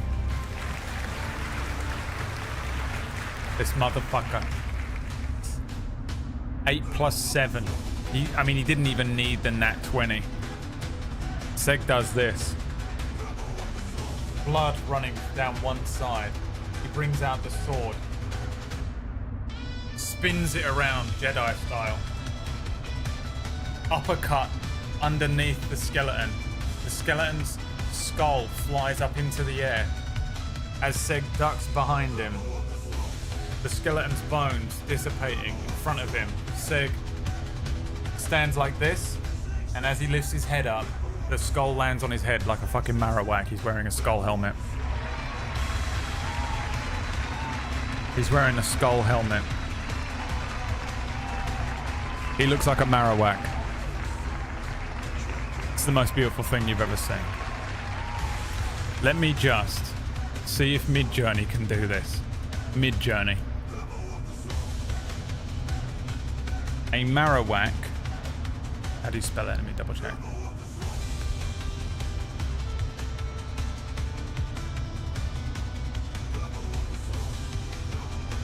A Marowak with red skin.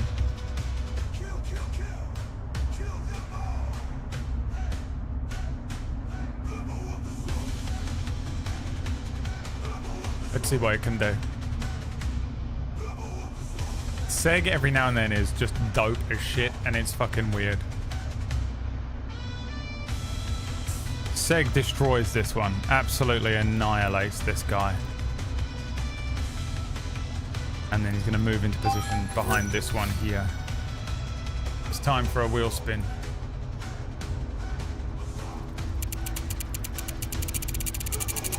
Thank you very much, Digital Dan. You have quad vantage.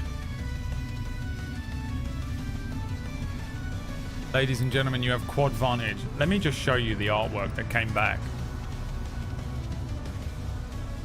Oh my god. I mean, it has to be this one. But they all look so good. What the fuck?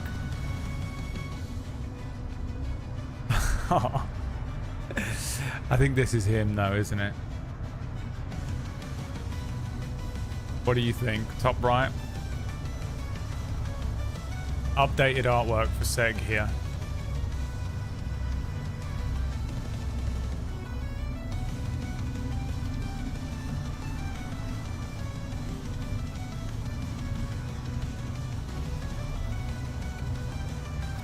Okay. We'll make a proper Seg token, I think, at the end of this battle. Remind me to do that. I think he's earned it at this point. He's just a kobold at the moment. Okay.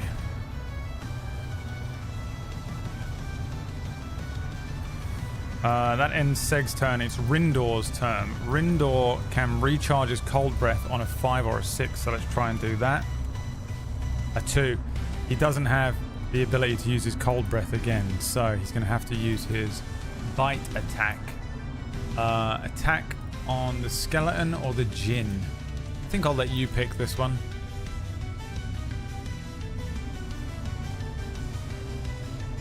Rendor, use bite attack! On the djinn or on the skeleton next to him? I'll let you pick.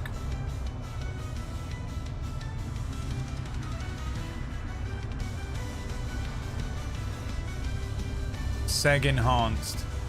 He's got the +1 sword, the +1 shield, and the Marowak skull that he wears.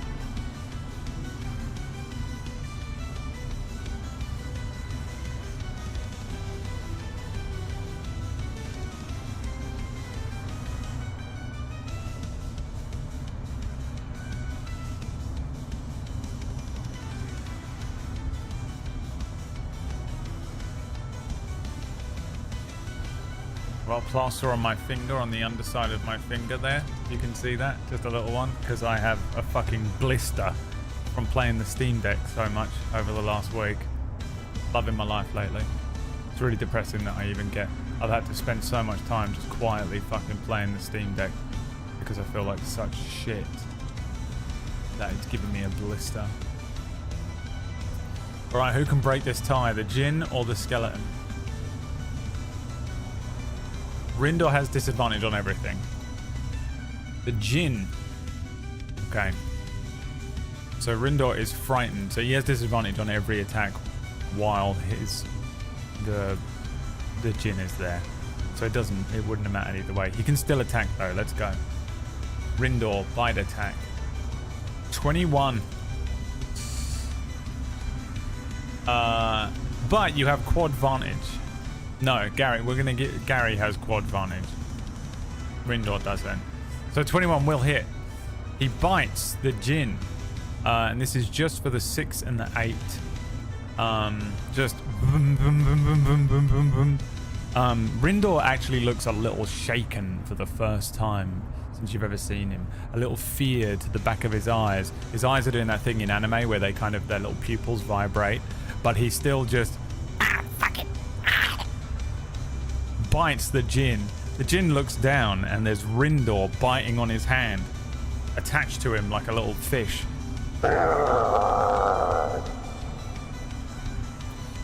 He is going to deal 14 damage, piercing and cold damage, as he just... His little jaws clamp down. Rips some of the fucking undead flesh away from this djinn's hand.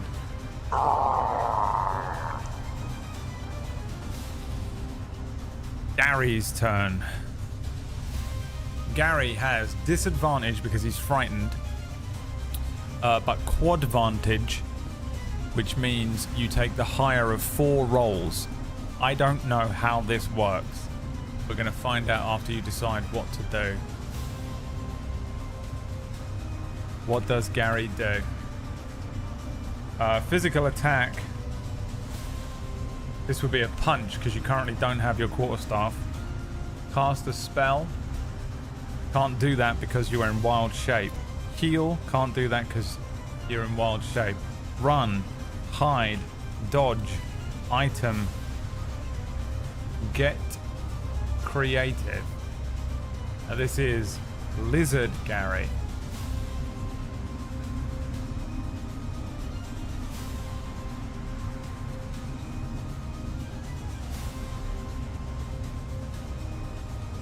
The choice is yours.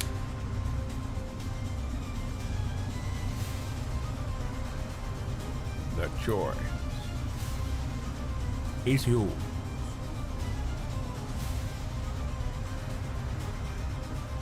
Now you can always spin the wheel. If you can spin the wheel and get a magic item today, I will make the skeleton helmet magical.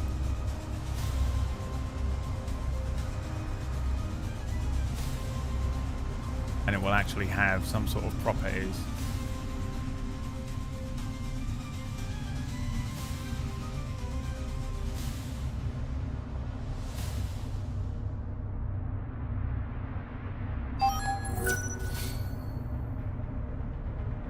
They're going for it. He's incentivized them. I'm making the seg token right now. Because that's how we do, baby. We do this shit as we're going.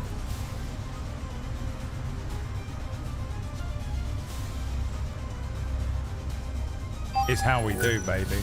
We do this shit on the fly. This is DMing. This is the power of DMing.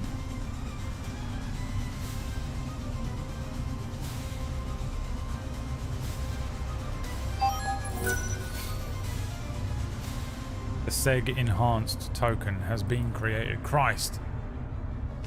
How many wheel spins is this? 2? 15. What are we up to? This is democracy manifest. It's not a punch, by the way. It's a bite. I mistook. Are we up to 2 wheel spins? 2. Here we go. Let's do them now.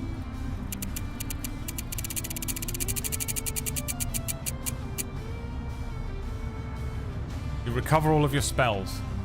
I'm going to say the Summer Balm and the Wild Shape are included in that. You've recovered the Summer Balm, Wild Shape. You haven't actually used any spells because you've done it, but I'm giving you the Wild Shapes back and the Balm of the Summer Court because I think that's fair. This is real money and it's just a game and you deserve it. So thank you very much. There you go. You recover your Wild Shapes and the Balm of the Summer Court, as well as any spell slots whenever you redeem that one. Second wheel spin going in. Insta Rage, Bear of Flame, Plum Rug, and Anonymous. I appreciate you very much. Thank you so much for that. A full heal. Gary heals all the way up. He just... A wild magic surge basically happens. All of the wounds all over him. The psychic damage from his brain heals inside of his head. He's just a giant lizard right now. He is healed. Nice. Thank you very much for the gift subs. It wasn't what you were looking for. You were fishing for a magical item. I think if you pull item or magic item, I'll give it something, depending on which one you pull. If you pull item, it might not be... It'll do something. If you pull magic item, it'll do something else. On Seg's skeletal Marowak helmet that he's now wearing. Updated Seg artwork. There he is. Seg enhanced. Absolutely smashing it. I need to update the token, but it'll take me a minute. Now, what's that? That's a wheel spin, isn't it? Am I crazy? I'll let you have it.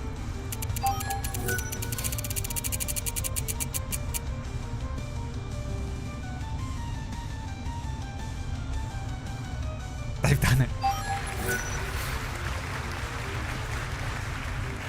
There it is. Okay.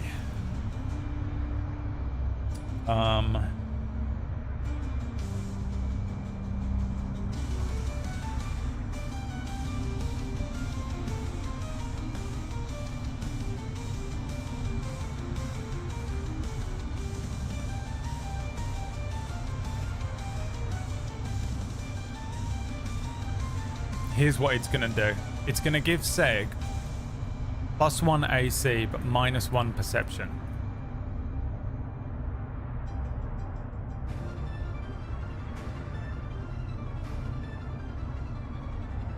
Because that's the only non-magical way I can think to do this.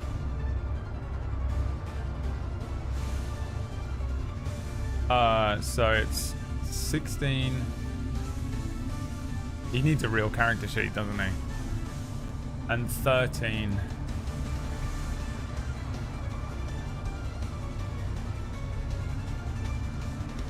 From the helmet.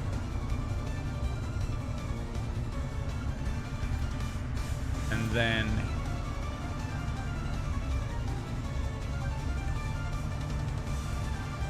-1 to his perception. We're going to give him a real character sheet at the end of this. I think he needs one because it's just getting ridiculous making him be an NPC. Okay. It's going to be so much more difficult to do. Or is it? Maybe it's not. It's time. If he becomes a real boy, he gets death saves and stuff. That's not right. That ain't right. I want to kill it. I've been trying to kill him this whole time. I want you to lose your little pet. I've been watching Critical Role, and does someone want to explain to me why every time they get a pet, Travis Willingham wants to kill it? Why does he always want to kill their little pets and stuff? Alright, okay, so Gary is going to try and bite one of these skeletons. I'm just going to roll a d2 to determine which one he bites, because they're basically the same. A 2 is the one there, this one. Now, Gary has disadvantage, but also quadvantage.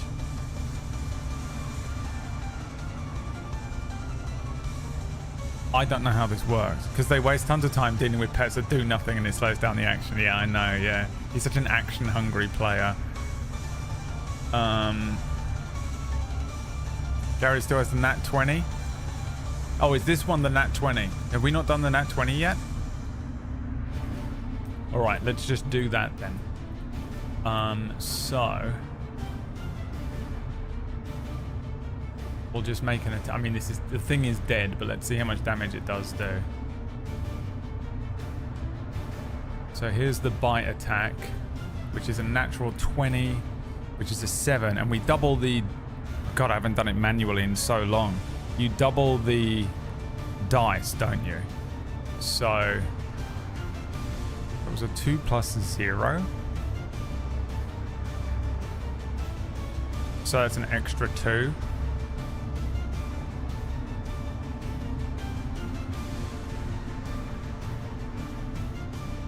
It's a 1d8 plus 2. Right. So the dice was the 5. So it's a 10. So 12 damage is how much damage is dealt to this. I think he just eats it.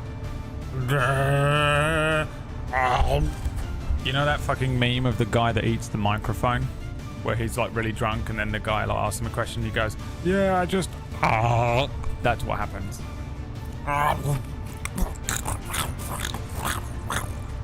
Crunching down the ancient skeleton of whoever used to live or work or worship in this tomb. The lizard swallows it like a snake, you know. Okay, one left on the left of Gary there, one skeleton on the right of Rendor, and the Jinn remain. That is the end of Gary's turn. No, he can't use spells as a druid, right? You know what, guys? I'm gonna play a druid in the next campaign I'm a player in. Bro, you will never get to play in a campaign. You are the GM. just because I never know what they can do. I know nothing about druids. I've GM'd for like 2 druids ever. There's a druid in my current campaign, no idea what she can do. Gary's a druid, no idea what he can do. I just don't know what they can do. They confuse me so much. There are different types of druids that can do different stuff all the time. They've got too much shit going on. They've got spells. They've got stuff they can turn into. It's bollocks. They're annoying. There's way too much going on with druids, and I don't like it. But I'm pretty sure druids can't cast in wild shape. So you can't heal Seg this turn unless you want to drop wild shape. Which does that, how do you, can you just drop it, or does that cost an action as well? Let's find out. Wild shape.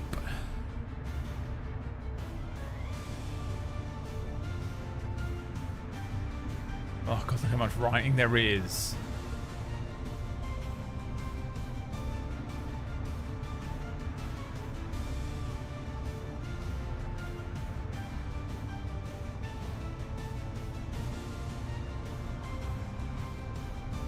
How do you drop the thing?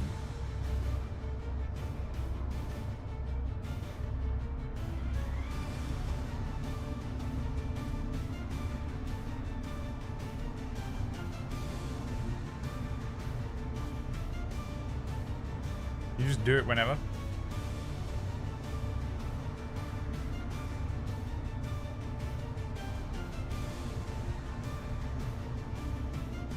You can choose to end wild shape at any time by spending a bonus action.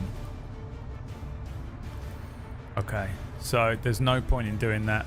I'm just gonna give you the min-max option here. There's no reason to do it. Seg is on his own. He's on 5 HP right now. I don't believe you guys have got any healing potions or anything like that.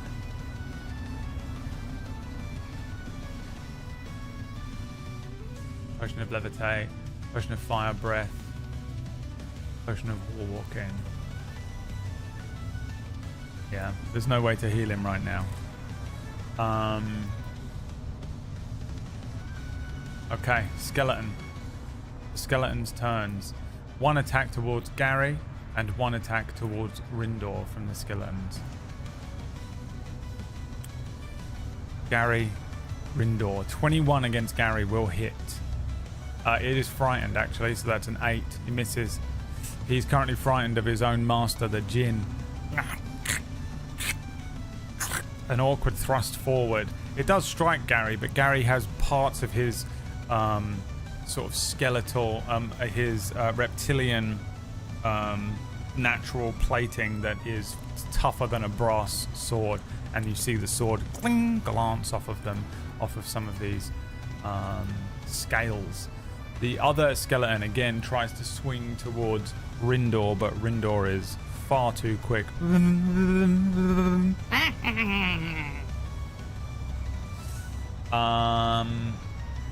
Okay, the Djinn will have a go now. Now the Djinn needs to. He's got a recharge ability as well. Let's see if he can do it. On a 5 or a 6.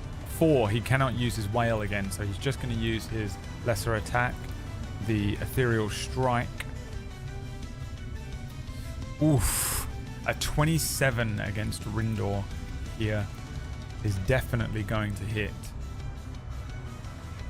as he does 4 necrotic damage and 1 lightning damage. 5 damage to Rendor as he once again pulls up that kind of ball of energy, launches it out, and it strikes Rendor flying through the air, dealing the 4 necrotic damage, 1 lightning damage, bringing us to Seg's turn.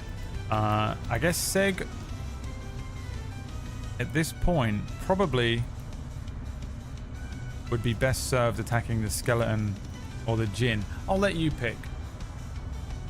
The skeleton that's fighting, I think Seg can leave the other skeleton to Gary right now.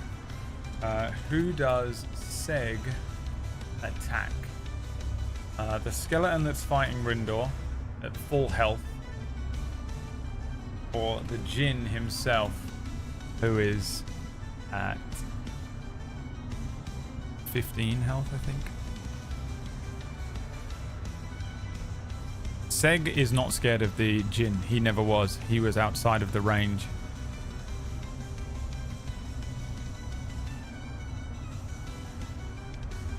It was everyone else, basically.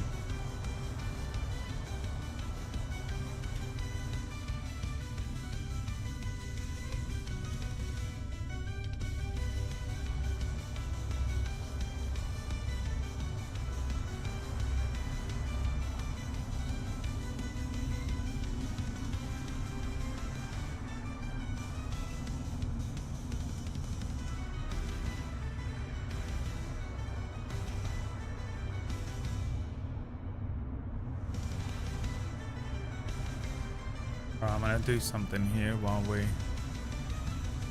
wait.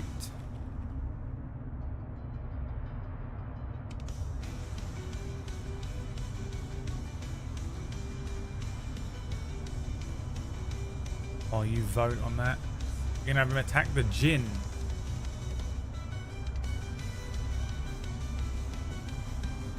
Okay, let's go.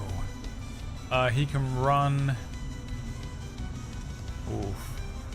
He could go down here, and I guess he could go here. He's going to take an attack of opportunity here, isn't he? What's his speed? 30 feet. So he can go 15 feet to there and go to there and not take an attack of opportunity, or he can go 25 feet to here and take an attack of opportunity. Which route do you want him to take?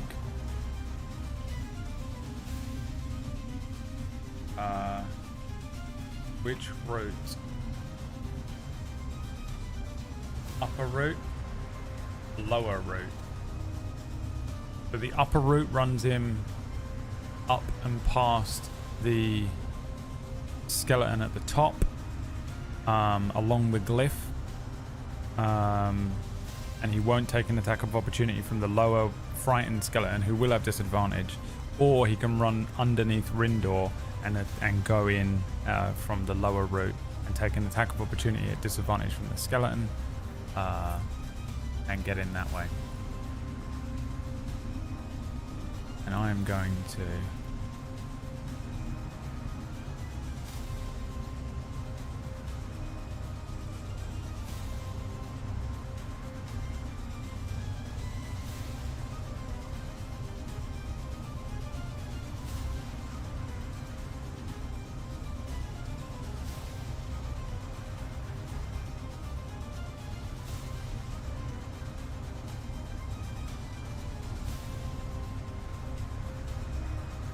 Only fools type 2.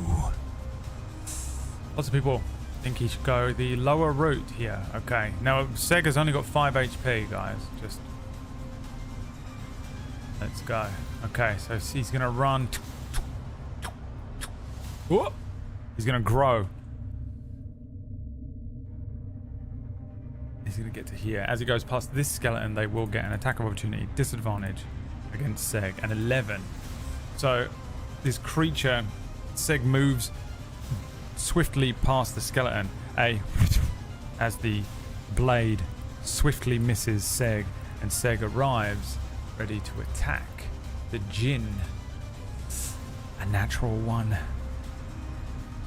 Seg! Do you want quad vantage? Would you like to use the quad vantage? It's too late, isn't it? It's a natural one. There's nothing you can do about it. It's too late.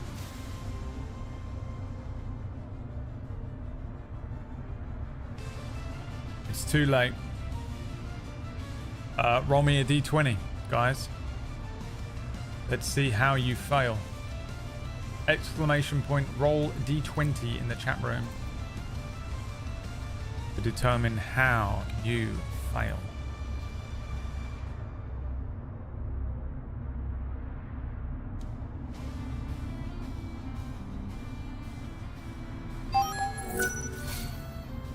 Shadows refuses failure.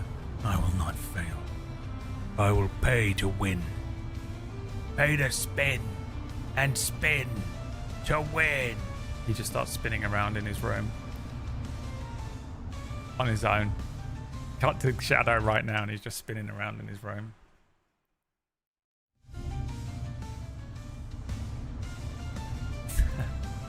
We take the second roll because the first one needs to purge all of the previous rolls out. I will update the thing. Oh, a 20, which means you roll twice and apply both effects. Keep fucking rolling. Go again. We might as well just take the first 2 rolls that come up as well. Keep going.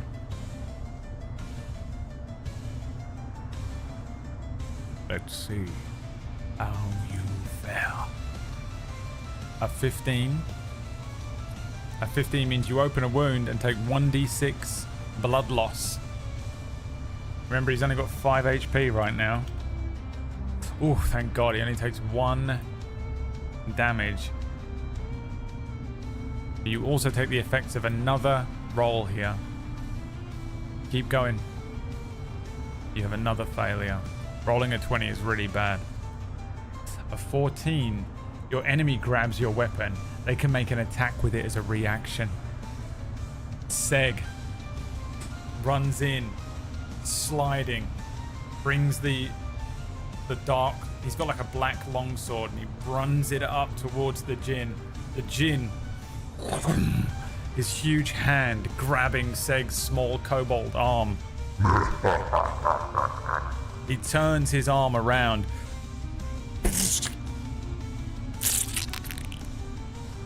Seg takes 6 slashing damage. Seg is dead. Seg is dead.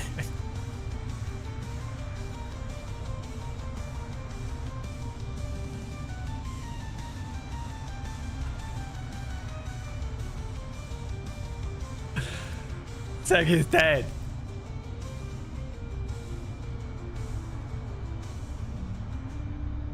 Seg is dead. Giant lizard Gary goes.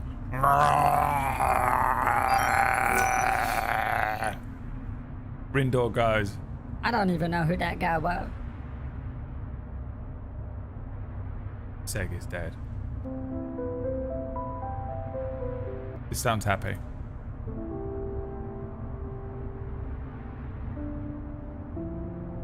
This also sounds happy. These are Suno songs that I have. This one is called Seg is Dead. A Deus Ex Machina wheel spin is what you wish for, is it?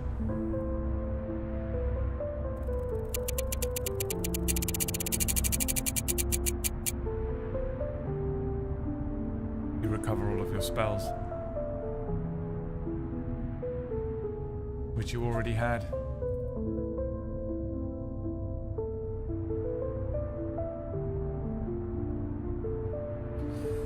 The Jinn runs Seg's own blade through his gut. Seg looks up as the huge Jinn, we see it slow-mo, runs his own sword, turns his arm on him, and runs his own sword into his own chest. The camera moves across Seg's body and we see giant lizard Gary. A horrific monstrosity of a creature. Behind. Rendor. See if you can recharge your breath weapon, Rendor. He cannot. You see Rendor slow-mo. His little wings as he rushes forward to try and bite the Jinn again. He's frightened, so that's a 12. The other hand bats Rendor out of the way as Rendor flies through the air. It's Gary's turn. What does Gary do? He's an NPC, Plumrug. He's an NPC. It's Gary's turn.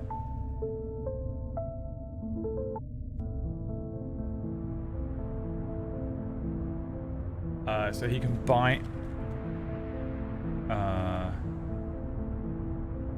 what else? Are you happy now? Yeah, I am. He can buy, or you can come up with a couple of creative options right now because of what's happened. I want to remind you that you killed Seg. You rolled a natural 20.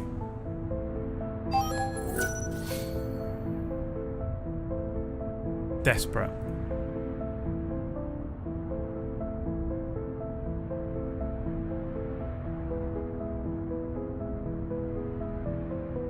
Absolutely desperate they are. We bring him back.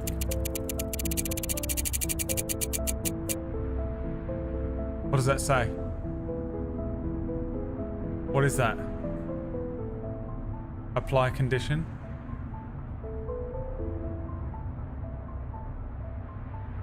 One, 2, 3, 4, 5, 6, 7, 8, 9, 10, 11, 12, 13, 14, 15. 15. Gary falls unconscious. There is... Gary just...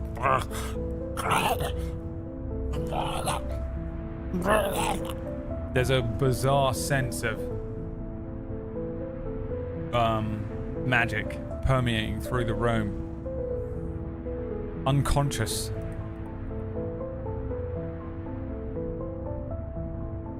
The creature is incapacitated. Drop whatever they're holding. They fail strength and dex saving throws. Attack rolls have rolls of advantage. Any attack roll that hits the creature is a critical hit if they're within 5 feet. The huge lizard falls to the ground. That's the end of Gary's turn. The skeleton is going to attack him with advantage, but also with disadvantage, which means normal attack. A 14. And it's a crit, so that's 6 piercing damage, 10 piercing damage. A sword straight into the side of Gary's unconscious body.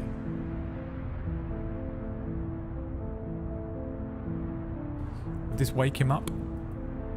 Roll me a Constitution saving throw. If you roll over a 10, he wakes up. You have a +1 to your con saves. Because you've been made unconscious by, not by dropping to 0, but by just falling asleep. Narcolepsy. You take the second roll. You have a quad vantage on this. I forgot. It's quad vantage.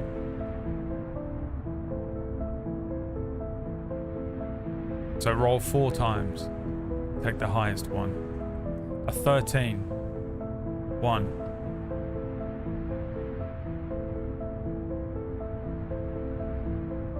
Seg falls backwards, his own hand on his own blade in his chest. The djinn rises up. An 18, so you're now at 18. So you've already done it. Let's see if you can get a natural 20. 17. If you get a natural 20 on the next roll, you can take an action.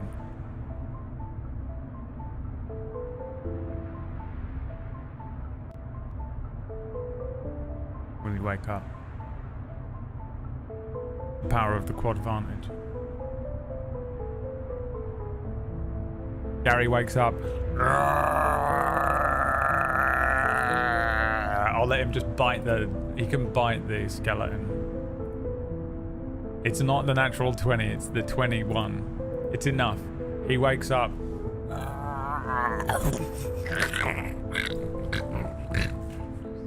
And destroys this skeleton.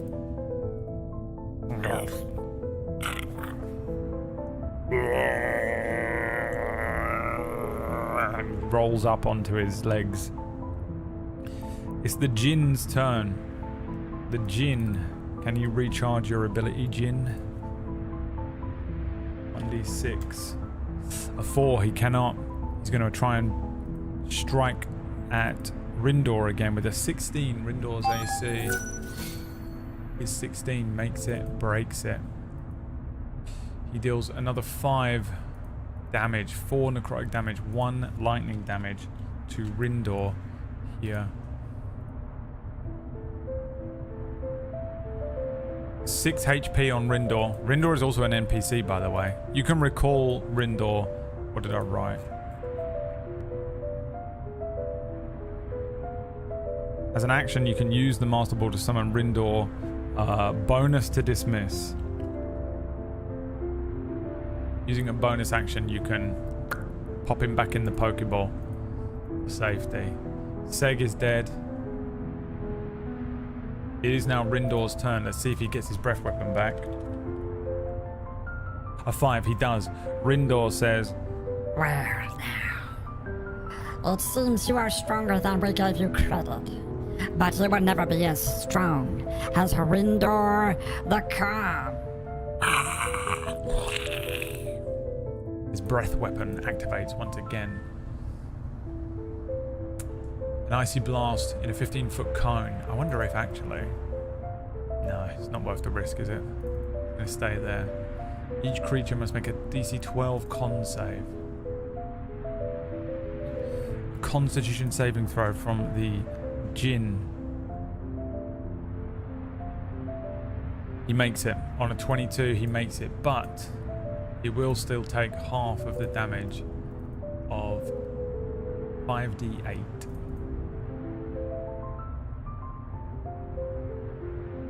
Seven.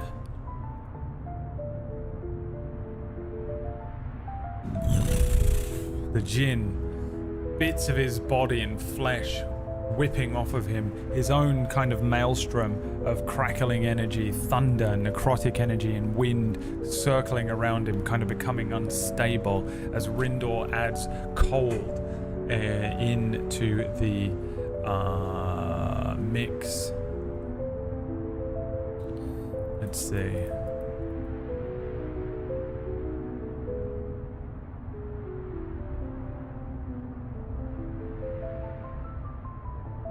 Gary's turn. What does Gary do? Fight Djinn. Fight Skeleton. Get creative. Those are your options. Actually, unshape. Because you can unwild shape. You can't do anything other than you can't cast spells and stuff. Or resummon Rendor. Put Rendor to the right of the skeleton. He could have hit both the skeleton and Djinn, but he would have taken an attack of opportunity from the Djinn.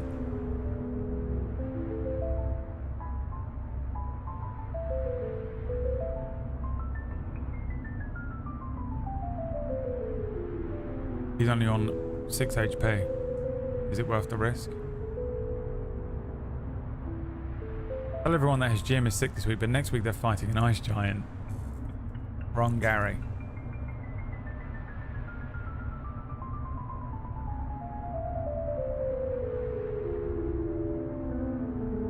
Get creative, okay.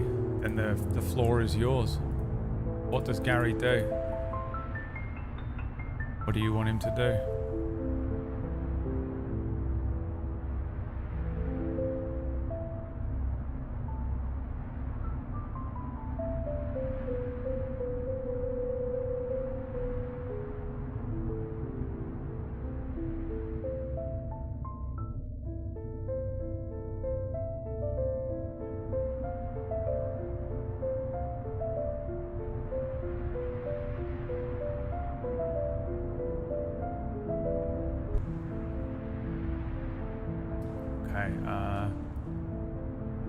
It didn't look like Rendor was in an adjacent square to the Djinn. Alright, well. You have to trust me then, aren't you? Bargain with the Djinn. Revive Seg and we will leave, never to return. Scurry up the walls and launch our full body on him. I don't know if you have spider climb in this form. me read Gary's spider climb thing. It's because he has so many arms and legs. You know what? Actually, he does. You're right. He does. Because he still has his arms and legs. He still has 6, doesn't he? Bargain with the Jinn. Offer to fulfill one of his wishes if he resurrects Seg. I mean, that's the same thing, isn't it? Does recover spell recover Balm of the Summer Court? Yes, it does. Recall Rendor was already on the other list. You chose to get creative instead. Alright, these are your options then. You wanted to get creative, but then couldn't think of anything creative to do, could you? Relying on the other people in the room to come up with something for you, and then when it came down to it, couldn't. This is why you always just attack in D&D. Never get creative, just do what it says on the character sheet, and never have any more fun than that.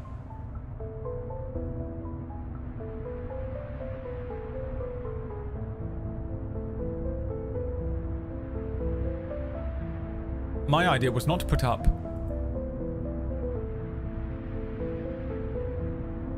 Are you actually going to play games with us tonight, or are you going to ignore us again for another evening?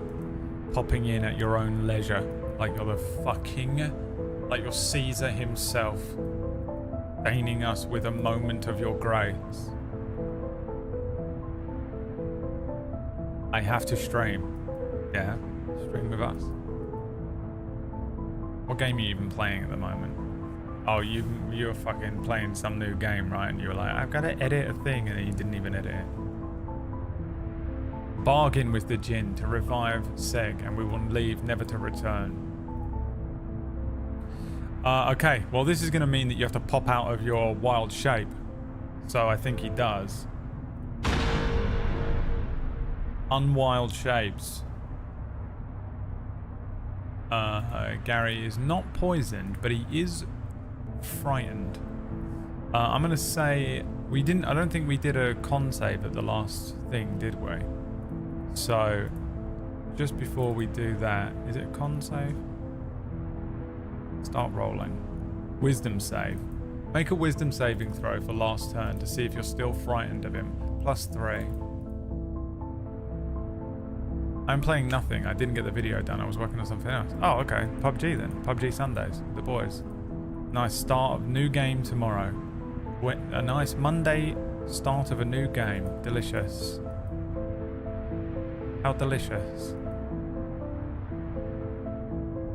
We don't take that 15, we take the next one.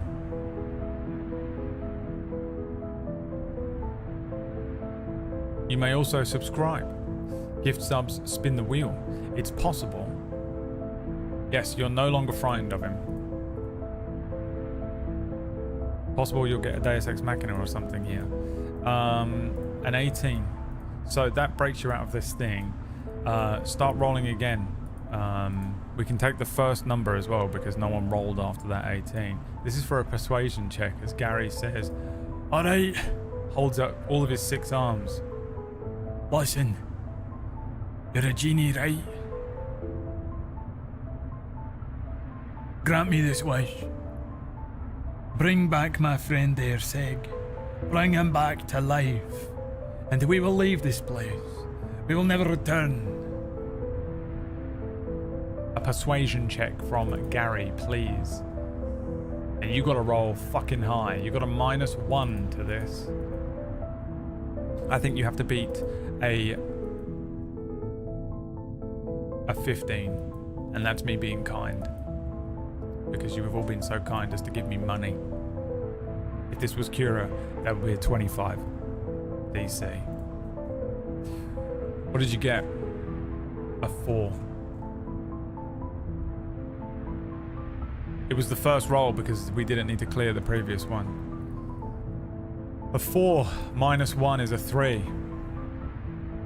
The Jinn says, You are in no place to bargain, small one. You will join my undead army and protect my crypt for all eternity.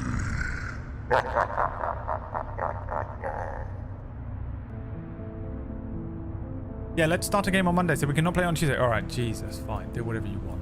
alright. Do whatever you want. Just want to spend time with him. Have a great time playing PUBG with my friends. It's all good. This guy, you know. That's a fail. You've used your bonus action already to unwild shape. And then you use your action to try and persuade him. That's the end of Gary's turn. It's now the skeleton's turn, who is going to attempt to kill Rendor. An attack on Rendor doesn't have disadvantage. This one was not frightened. A 16 hits. 7 piercing damage. Buzzing around. Boom, boom, boom, boom, boom. There's a moment. The mosquito sound of Rendor stops. He splits in two. 2 bits of Rendor land on the ground. The skeleton sights up Gary and moves in. The genie is going to try and recharge his attack. He gets it back. Let's see here. Wisdom saving throw from Gary, please. You have a +3. Start rolling.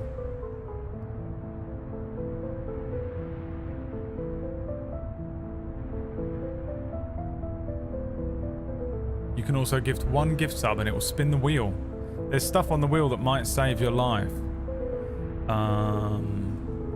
You might get something in here that will help. A teleport or a Deus Ex. A quad vantage. Next roll being a 20. Something like that that you can use to your advantage. Bend the spell wind. We're not taking that 3. We're taking the next roll. Keep going. A wisdom saving throw. There it is. We'll resolve this whiz save first. A 9. A failure.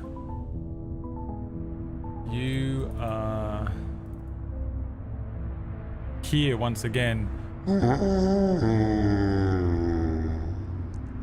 The Wail of the Forgotten. First thing that happens is you take 2d6 psychic damage. 8 psychic damage to Gary. His eyes start bleeding. His blood runs from his ears and nose. Oh, bastard! You bastard! And he becomes frightened once again of the djinn as we spin the wheel. Gary is currently on 7 HP. The next roll is going to be a natural 20, and it's Gary's turn.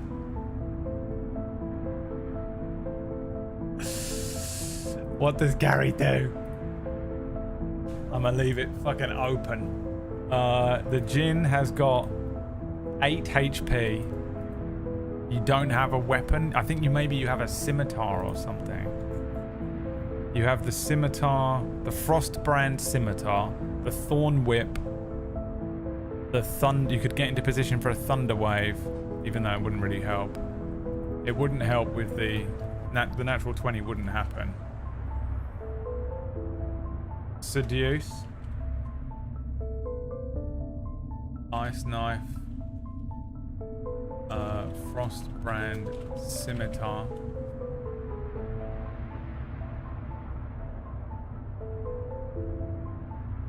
You get the wisdom save at the end of your turn.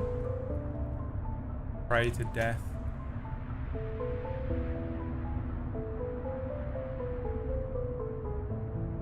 Any other options?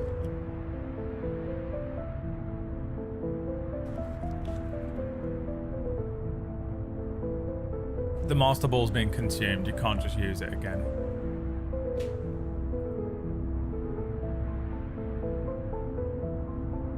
Pop the metal canteen, sing When You Wish Upon a Star, and try to capture the djinn.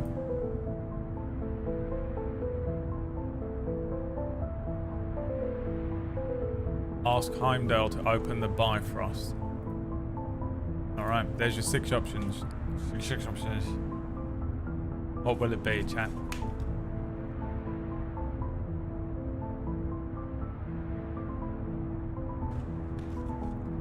Can Ice Knife crit? Let's find out.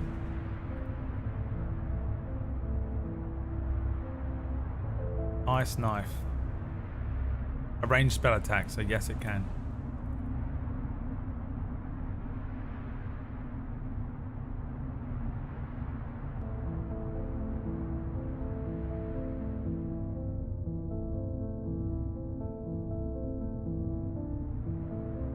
What's it gonna be, guys?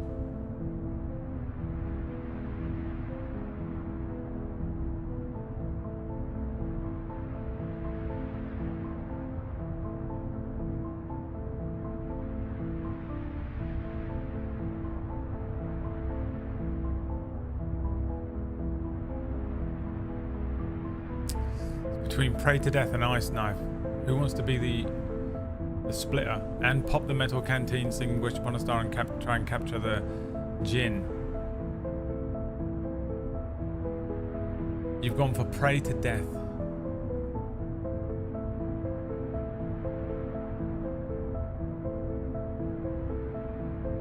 The skeleton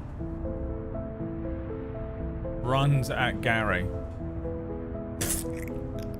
stabs him. Gary looks down, looks up at the skeleton. 4 of Gary's arms grab the skeleton's arms and hold his arm in place so he can't stab him again. Gary's top 2 hands. Faith, I hate to do this to you, as I always do, but I need you now more than ever. I need you to save me. To save Seg. No, actually. Do you want to save Rendor or Seg? This is up to you. Or Rendor.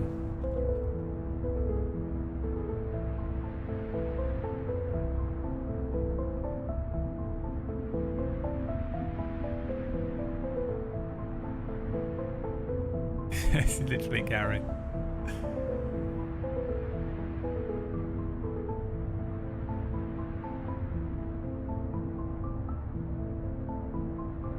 Do you wish to save Seg or Rendor?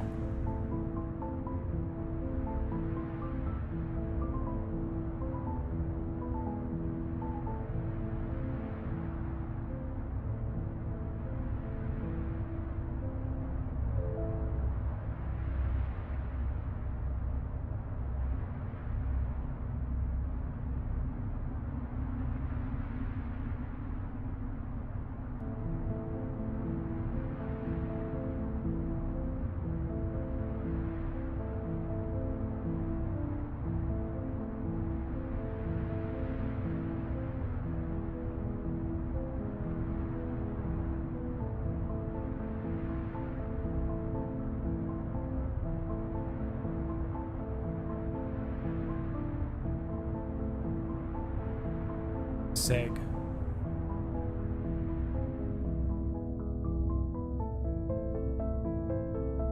I need you now, Dad.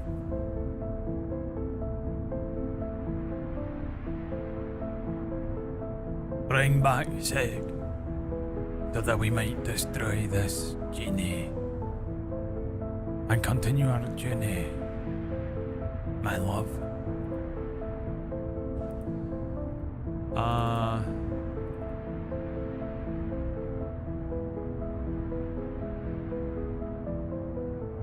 This is a natural 20.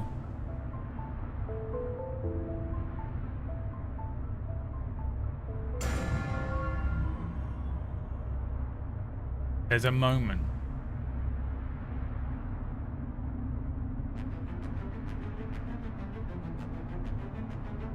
The genie looks down, pulling the sword from his own chest.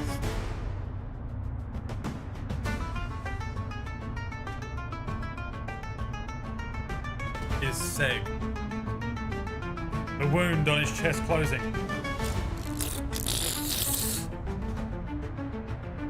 From elsewhere. From elsewhere. I can't remember how death sounded in this campaign.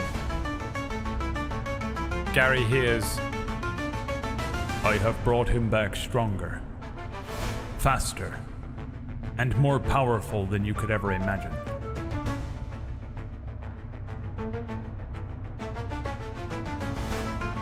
It will come at a price, my love. All things in balance, even death. Death, death, death.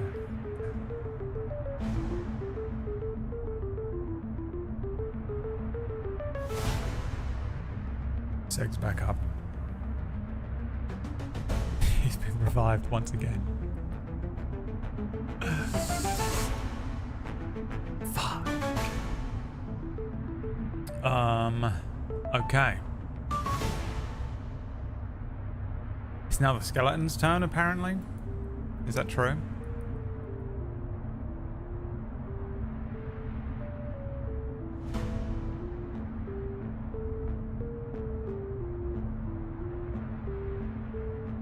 I can never keep up with... So much random shit happens. I can never keep up with what the fuck is going on sometimes. Okay. The skeleton is going to attempt to attack Gary.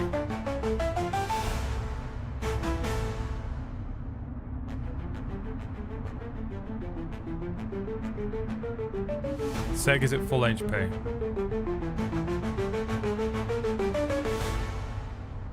Natural 1. Roll a d20, chat.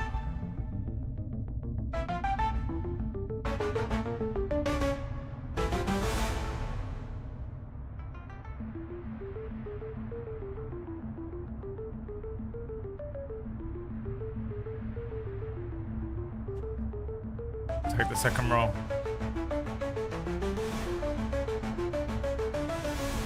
4. You miss your foe, instead hitting an ally within 5 feet, which he doesn't have, so he just misses. The genie does not recharge his attack, instead using his ability to strike out at Seg. Impossible. You were killed. Throws another Rasengan-like attack at Seg. Ooh, it's a big damage. He does 8 damage to Seg. Seg looks up at him. Not a word from Seg's mouth yet. It's now Seg's turn.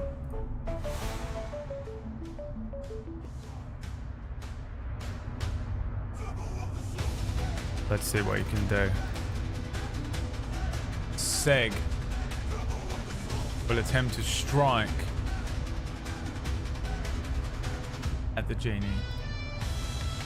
A 13's not good.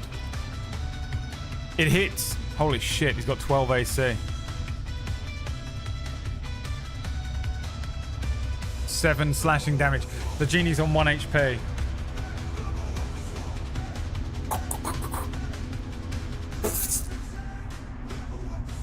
He does one of those like moves where like Nezuko, no, what's his name? The fucking guy from Thingy where he dum dum dum dum dum dum. The genie looks down. Bits of his flesh slough off.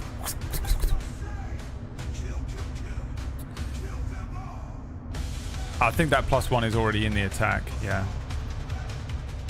Is it? Yeah. Rendor is dead. It's Gary's turn. What does Gary do? So.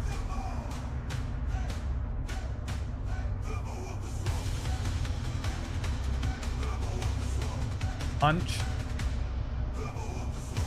Cast a spell. Wild shape. Heal. That includes Seg. Run. Hide. Dodge. Item. Get creative.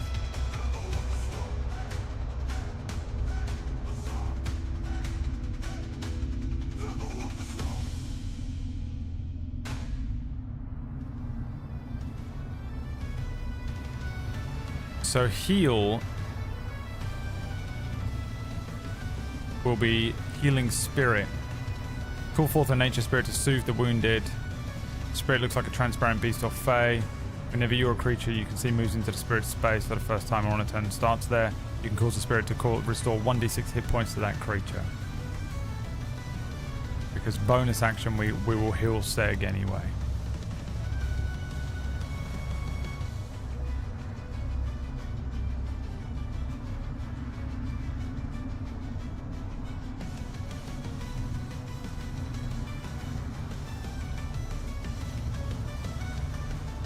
Cast a spell. Okay. Which spell? Wild Shape. Thorn Whip. Thunderwave. Fairy Fire. Ice Knife.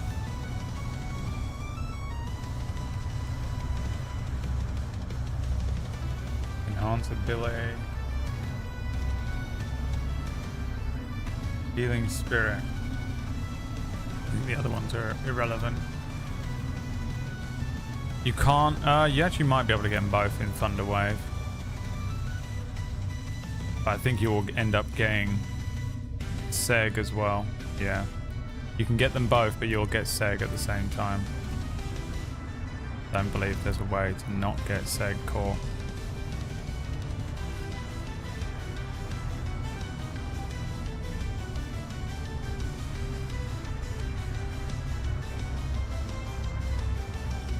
If you hit him with an ice knife, he will die. He's got 1 HP.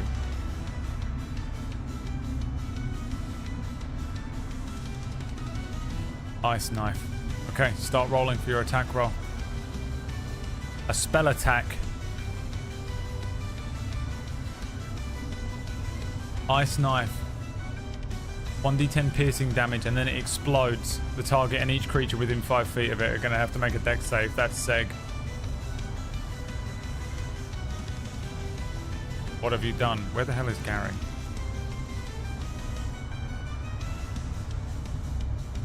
And you have a +3 to this attack. Is that all?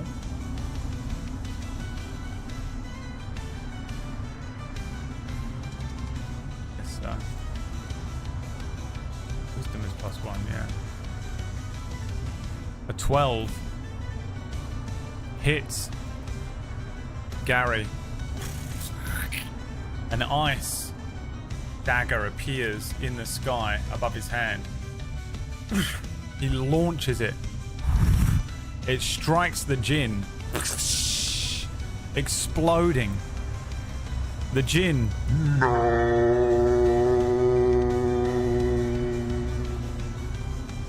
with his left hand, Gary heals Seg.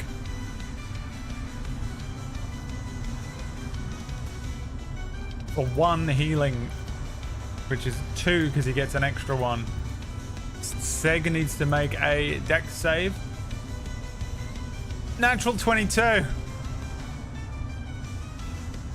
Double backflip out of the way. Hero landing. 3 point. The djinn explodes. The magic that the djinn was holding would undo all of the other magic as well. It would kill this skeleton. The skeleton just falls into bones on the ground. The glyph, which by the way, if you'd have stepped on it, would have paralyzed you, shuts down too. Ladies and gentlemen, you've won. But at what cost?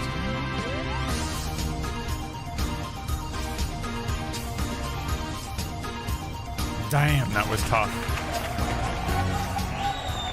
That was rough, man. You guys, even with the wheel spins, really ran into some problems in that fight there, huh?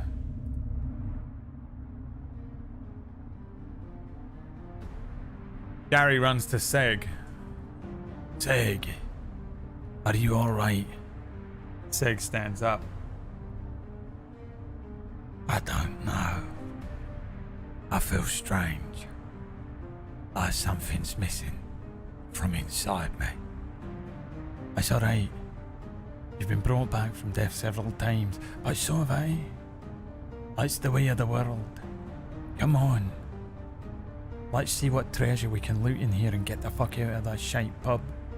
This pub is pure shite, I'll tell you. Right.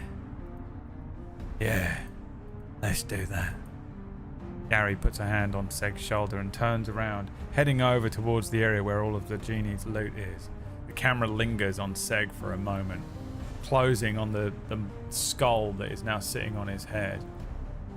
The darkness where his eyes would be, and then a flash of red. That's where we end today's session. Now, I thought that was going to be a lot quicker than it was, but it wasn't. So, next week... What was this one? This one was episode 11, right? Season 1, episode 11. Next week, we have to go through the Jin's loot, see what you got. XP, I think you probably... I mean, Seg needs a full character sheet.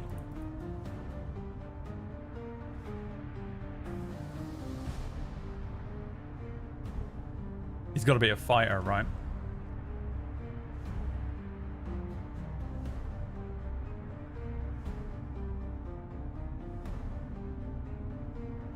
We'll just have him level up with Gary. Or maybe we just give him a character sheet that is not really a thing. But we'll give him death saves now. Now the XP that you've just got was for 1, 2, 3, 3 skeletons and 1 genie.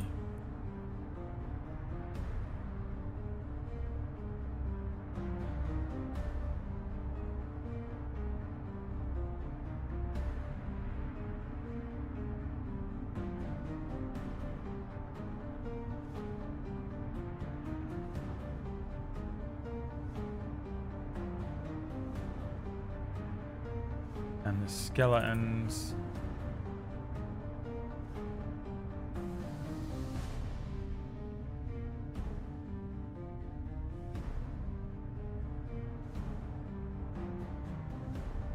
So you get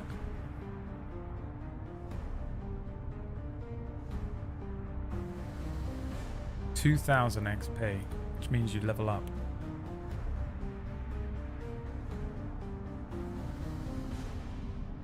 $2,010 XP. You need 2,700.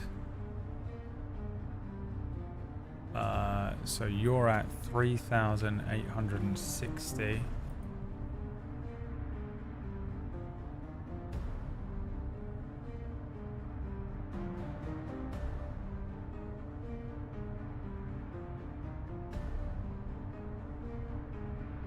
You now need 6,500 for the next level. But congratulations, you are level 4.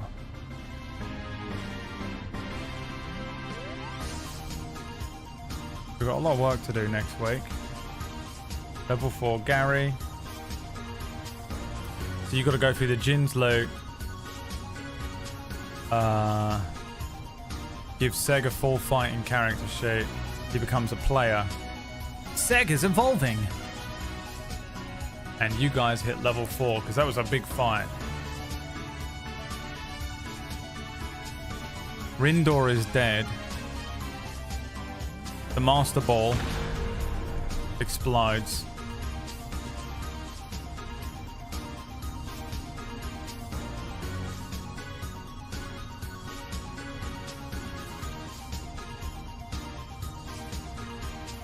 Whew. Dragons don't last long, do they, in this story? They either leave or get killed immediately. That was a crazy fight. And you kind of had to go toe to toe. You were rolling spin wheels constantly, but you just had to fucking legit plug away at the skeletons and the genie. Good stuff, man. That was a homebrew genie as well. I made that up. I made that genie up. It's quite hard to do because all the genies are really the Jinn. I think the lowest one is like way too high of a CR for you guys at this level. All right, congrats. Well done, everybody. Thanks so much for watching. This brings us to the very end of today's session of Twitch Plays D&D. The Legend of Gary, Season 1, Episode 11, I think. Super fun, man. I love doing this. This is so much fun every week. I don't feel very well today, and I've been feeling pretty rough for a few weeks, but I still have a lot of fun running it. Time to watch Downfall. Don't know what that is, but enjoy. Oh, the Brennan Lee Mulligan thing. We'll carry on next week. We've upgraded Seg. He's now enhanced, and we'll do the level up stuff for Gary. Really appreciate the people that gifted subs. I know that it's worth it because you get something out of it for once, but I appreciate it either way. Appreciate everyone coming out and playing the game. You don't have to gift subs if you don't want. You can just get involved and roll the dice. Seg became a real boy. Yeah. The Legend of Gary will continue next week. Don't forget to tune into the Orcish stream tonight. He's going to be playing PUBG with all of us. I'll be back tomorrow. I think tomorrow we might end up playing... I don't know what we're going to play tomorrow. Might just be another fuck around stream. I can't tell. I'm barely conscious. I'll figure it out tomorrow. But there will be a stream tomorrow. See you then. Thanks again for watching, everyone. Thank you so much, everybody that gifted subs today. Very much appreciate it. Really is keeping me afloat, these streams. So just know that it is beyond appreciated. Let's go see Maya. Thanks again for watching, everyone. Have a wonderful rest of your Sunday. Peace. These guys are